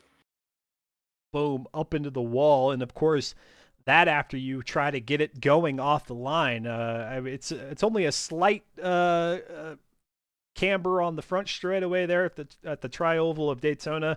But then Homestead, man, Homestead might be tricky to just get that car going, let alone navigating it through the corners. Yeah. Uh, yeah, not only that, but also because you have to actually brake or lift off in those corners. Uh, Whereas at the tri-oval, it's just full throttle 100% of the way through. So the Homestead one's definitely going to be a lot more challenging than Daytona for sure. I will be back. Well, actually, I take that back. No, I will. I will be back for week number 4. I'll be back for week 3, but week number 4 is when the Homestead Oval rears its head. So while we won't see the tri-oval here live on the broadcast, definitely we'll be around for the Homestead one, which could be interesting to watch. All right, LS Subaru, well done, although that certainly seems to be a cliche now at this point in speaking with you. Any shout outs that you want to give here tonight? Shout out to the team as always. kind of just a given, being part of our Lightspeed. And shout out to Slow Motion Fire for making my livery again for this season. He's always there when I need a livery more than anyone else. And of course, shout out to all the moderators and the people that keep this show running. Yeah. That indeed. Yeah, absolutely. And apparently, Soul Motion Fire's got some sort of connection to No Coast Brewery that those are the go-to liveries for them, and that's what you get to sport. Do you have anything against having a brewery as a livery, or because you're not No. creating it, you just whatever you get? Yeah, I don't know. I don't really mind. Just as long as the car looks good, I'm fine with it. Nice. All right, Subaru. Similarly, as I mentioned with Barney, I would say I'll see you next week. I won't be here for week 2. I'll be back for week 3, but I guess good luck to you in week 2. As if you need it. Thank you. Take care. Thank you. All right, we've got Fear the Fun, one of the drivers who drove the fewest laps here in week number 1 of season 51. But hey, you've joined us. I guess really my main question for you is not your performance or I suppose lack thereof out on the track, but more so in terms of the build. How much of the onus falls on you in terms of how this vehicle is built, and do you even care? I take absolutely none. I mean, zero responsibility for this build. Fair enough. It was mostly Kuda's build, and then Slow said, "Hey, let's throw some turbos on it," and that's what we did. And now we have this. Kuda set it up. It didn't meet the top of PI spec, and so yeah, add the twin turbos, huh? Yeah, how we got to it. They want to throw an LS in it. I was like, it's a better engine. It weighs less. Yeah. You could easily do it. You get the same horsepower. And they want to go for it. I can only do so much, Yeah, fair enough. Okay, well, you've shifted the responsibility, so we'll see if Kuda or Slow step up to accept that. But man, rough going for you. Anytime you got those double disconnects here in the first week of the season, that's a downer. Only one more track, and then I won't disconnect anymore unless my internet dies or something, Oh, which track would that only be? one more. What is it? Oh, we just wrote random. Hold on, let me look. We got Homestead and Daytona next week, followed by Daytona. Yep. Oh, really? Okay. AMD cards, man. I'm just waiting for the next game, and they pushed it back, and Yeah. I'm not super happy. Yeah, I don't think a lot of the community. I mean, I know there's people that are saying, well, hopefully that gives them more time to refine it. This is the longest development period that Turn 10 has had with one of their Forza titles. So if they need the extra months to refine it, by all means. But man, it seems like that opportunity should have already existed. But who am I to say? I don't develop games. What do I know? All I'm saying is that they teased a bunch of cars, and the one car I was looking forward to the most was the Cadillac DPI. And guess what? They removed it from the base game. You don't even know when we're gonna get it. That's all the car I was looking for in the next game. Is that one of the ones that they've taken from the base game and put it as DLC? Yep. Yeah. One of them. I did see that news. I don't know the cars. For those of you who might be curious, there was a handful of vehicles that initially was part of like a list that Turn 10 had started saying, hey, these are some of the cars that will appear in the next Sports and Motorsport title. Of course, that list wasn't comprehensive, and now they've already gone and pulled a couple of cars out and said, oh, those will be reserved for DLC. So I want to beat my head against the wall. I dislike that. I dislike that move a lot. I know. It seems like a goof that could have been addressed in a different way, but whatever. Again, what do I know? I'm not in the games industry. It's a DLC car that was in the base game trailer for the game. It makes no sense. Yeah. I know, and had been kind of identified as one of the talking points that, hey, some of the new cars that we're introducing to the game are bona fide racing cars. Well, now we see that many of those bona fide racing cars, you'll have to pony up a little extra dough to get those. So yeah, that is a bummer. Another little a little ding to the release here of this new title. But what can we do? We could yell at them. I mean, that's what I'm trying to do. I want them to hear me loud and clear. There you go. There you go. You shout from the top. Get to the tallest mountain there in Florida. What's the tallest elevation in Florida there for you? Fear the fun. I think it's less than 900 feet. I'm pretty sure it's in like Pensacola or something like that. All right, fly on out here to Colorado, and I'll take you to tallest mountain we got, and you can shout from there. Shout out in the direction of Washington.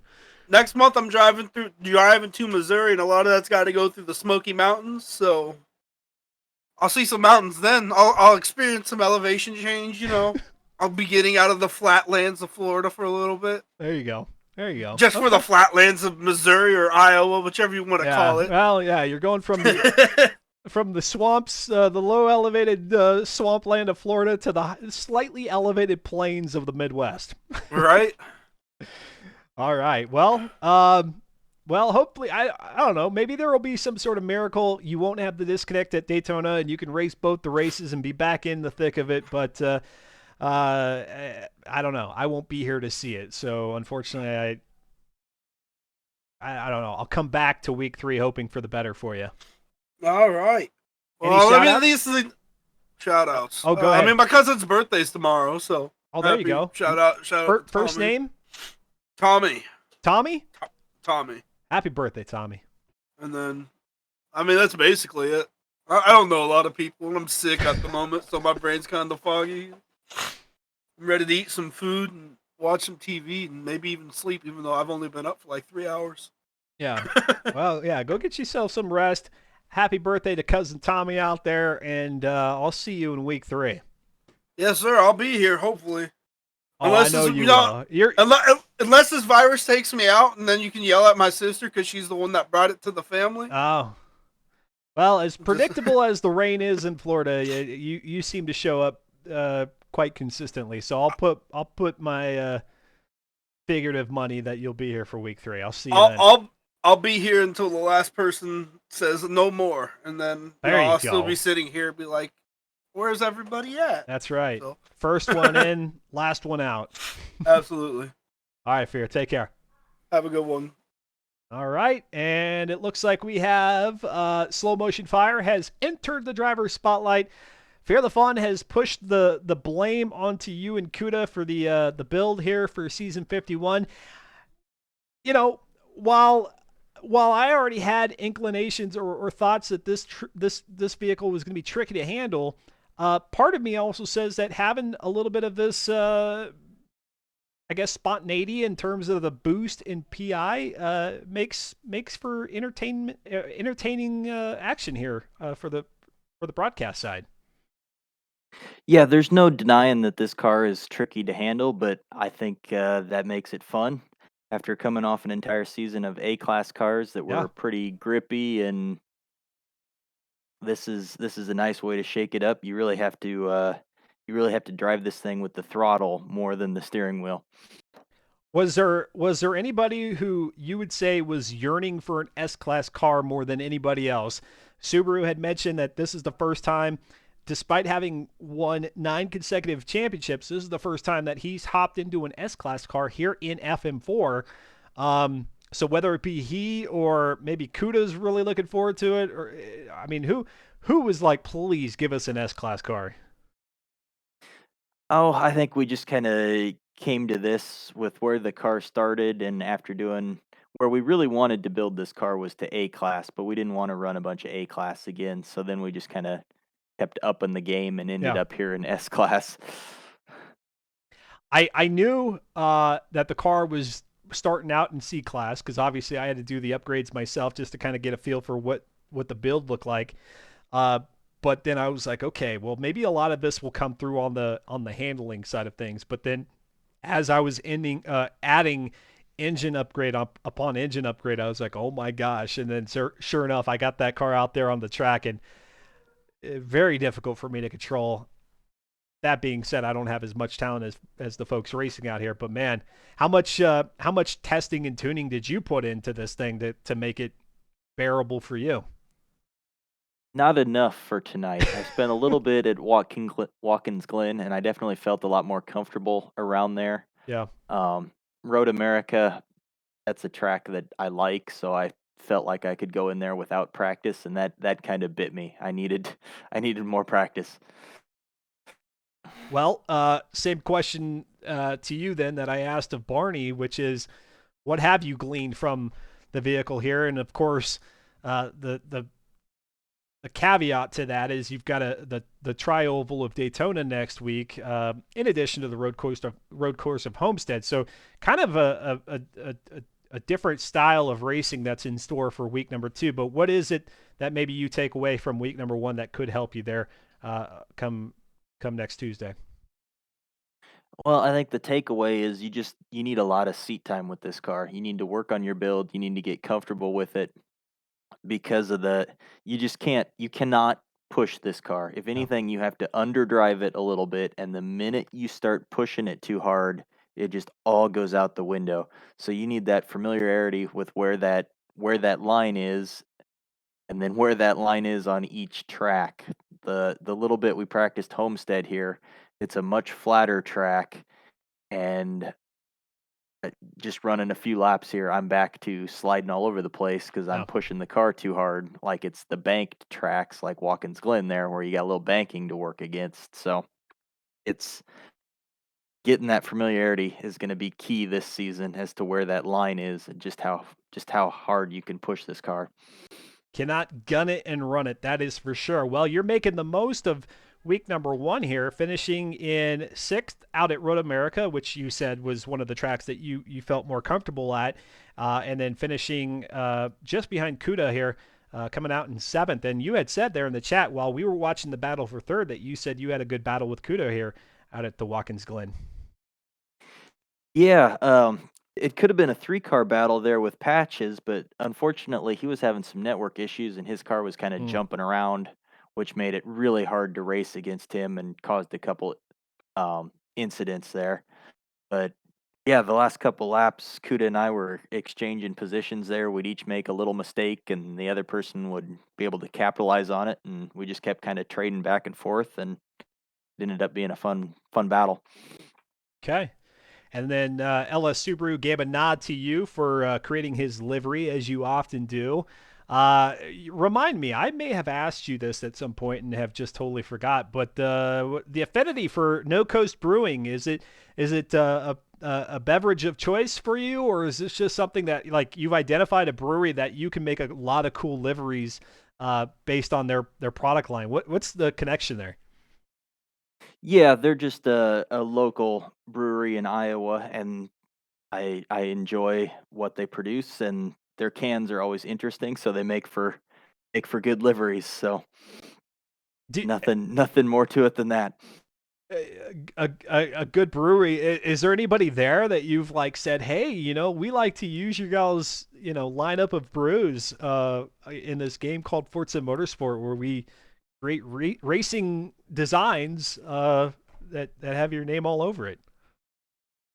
Do you gloat any with Nope, them? nope, and they probably have no idea they exist. They probably don't, but I wonder if it'd be kind of neat to try to catch their attention and be like, hey, just look at we got this thing here. It's pretty cool. They're like, wait, we don't care. Well, that's cool. I like to hear the stories of the liveries. Folks who have watched this channel back when I first started broadcasting with the Forza Spec Racing Series know that we had T Phrase, who's a big time tooth guy. He loves teeth care products. maybe maybe a tooth care product in some countries around some counties around the country, but teeth care products. And then for you, it's no coast brewing.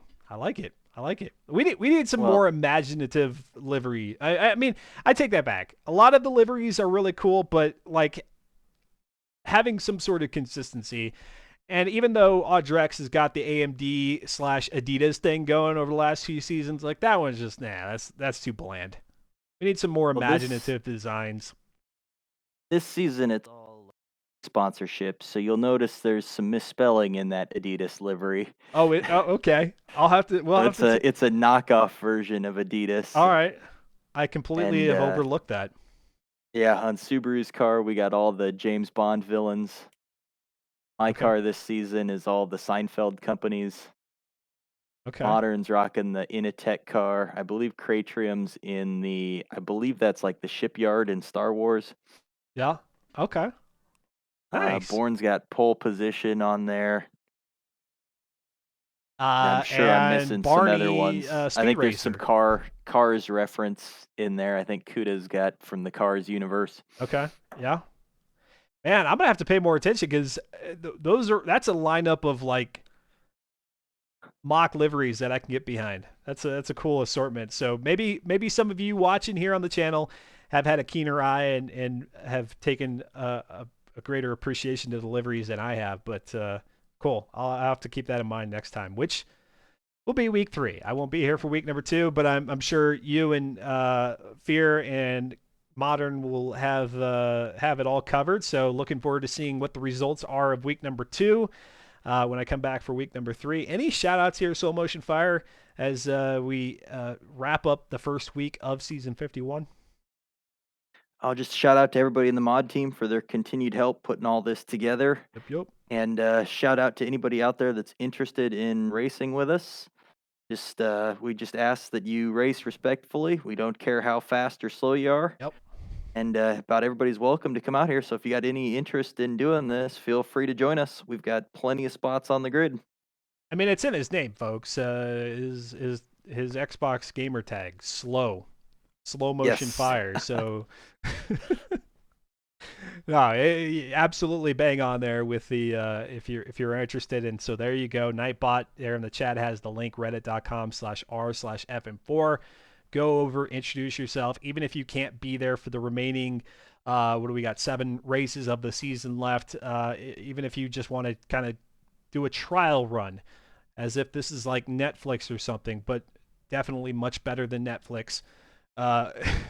Then say, hey, I'd like to be out there for week number 2 and have a go at it. And if you like it, stick with it. And who knows? Maybe we'll be calling your name out here on the broadcast. And then, of course, if you think you can challenge one of the best that we've seen in the Forza community in some time, LS Subaru, by all means, step up to the plate. Love to have you out here. All right, Soul Motion Fire, well done here tonight, both in the organization and, again, in your performance out here this evening on the circuit itself. And I'll see you in 2 weeks' time. Yes, thank you, Dustin. We'll catch you then. All righty. That does it here for tonight on the broadcast. I will be back in 12 days. Yeah, I know. A little bit of a reprieve from the streaming here, but it's good. You guys want me in rejuvenated form. I need to get a little rest, relaxation, a little bit of fun, a little bit of away time. And so I'll be back on March 19th, 9 a.m. Eastern for Alien Isolation. Start my playthrough of that. I haven't played Alien Isolation since its release back on the Xbox One, and gosh darn it, I want to enjoy it. And it's even better graphical fidelity and beauty on PC. And so, yeah, March 19th, come hang out with me. 9 a.m. Eastern. Those are about 4-hour streams there. I think Alien Isolation is going to take about 4 or 5 to get through. And then, like I said, I will not be here for next Tuesday, March the 14th, but rather back at it March 21st, 8 p.m. Eastern, week number 3 of the Forza Spec Racing Series. It's got Road Atlanta and something else. I don't know. I goofed up the schedule, so I don't know what that the other race is. But I'll be back week number 3, and we'll pick up right where they left off on week number 2.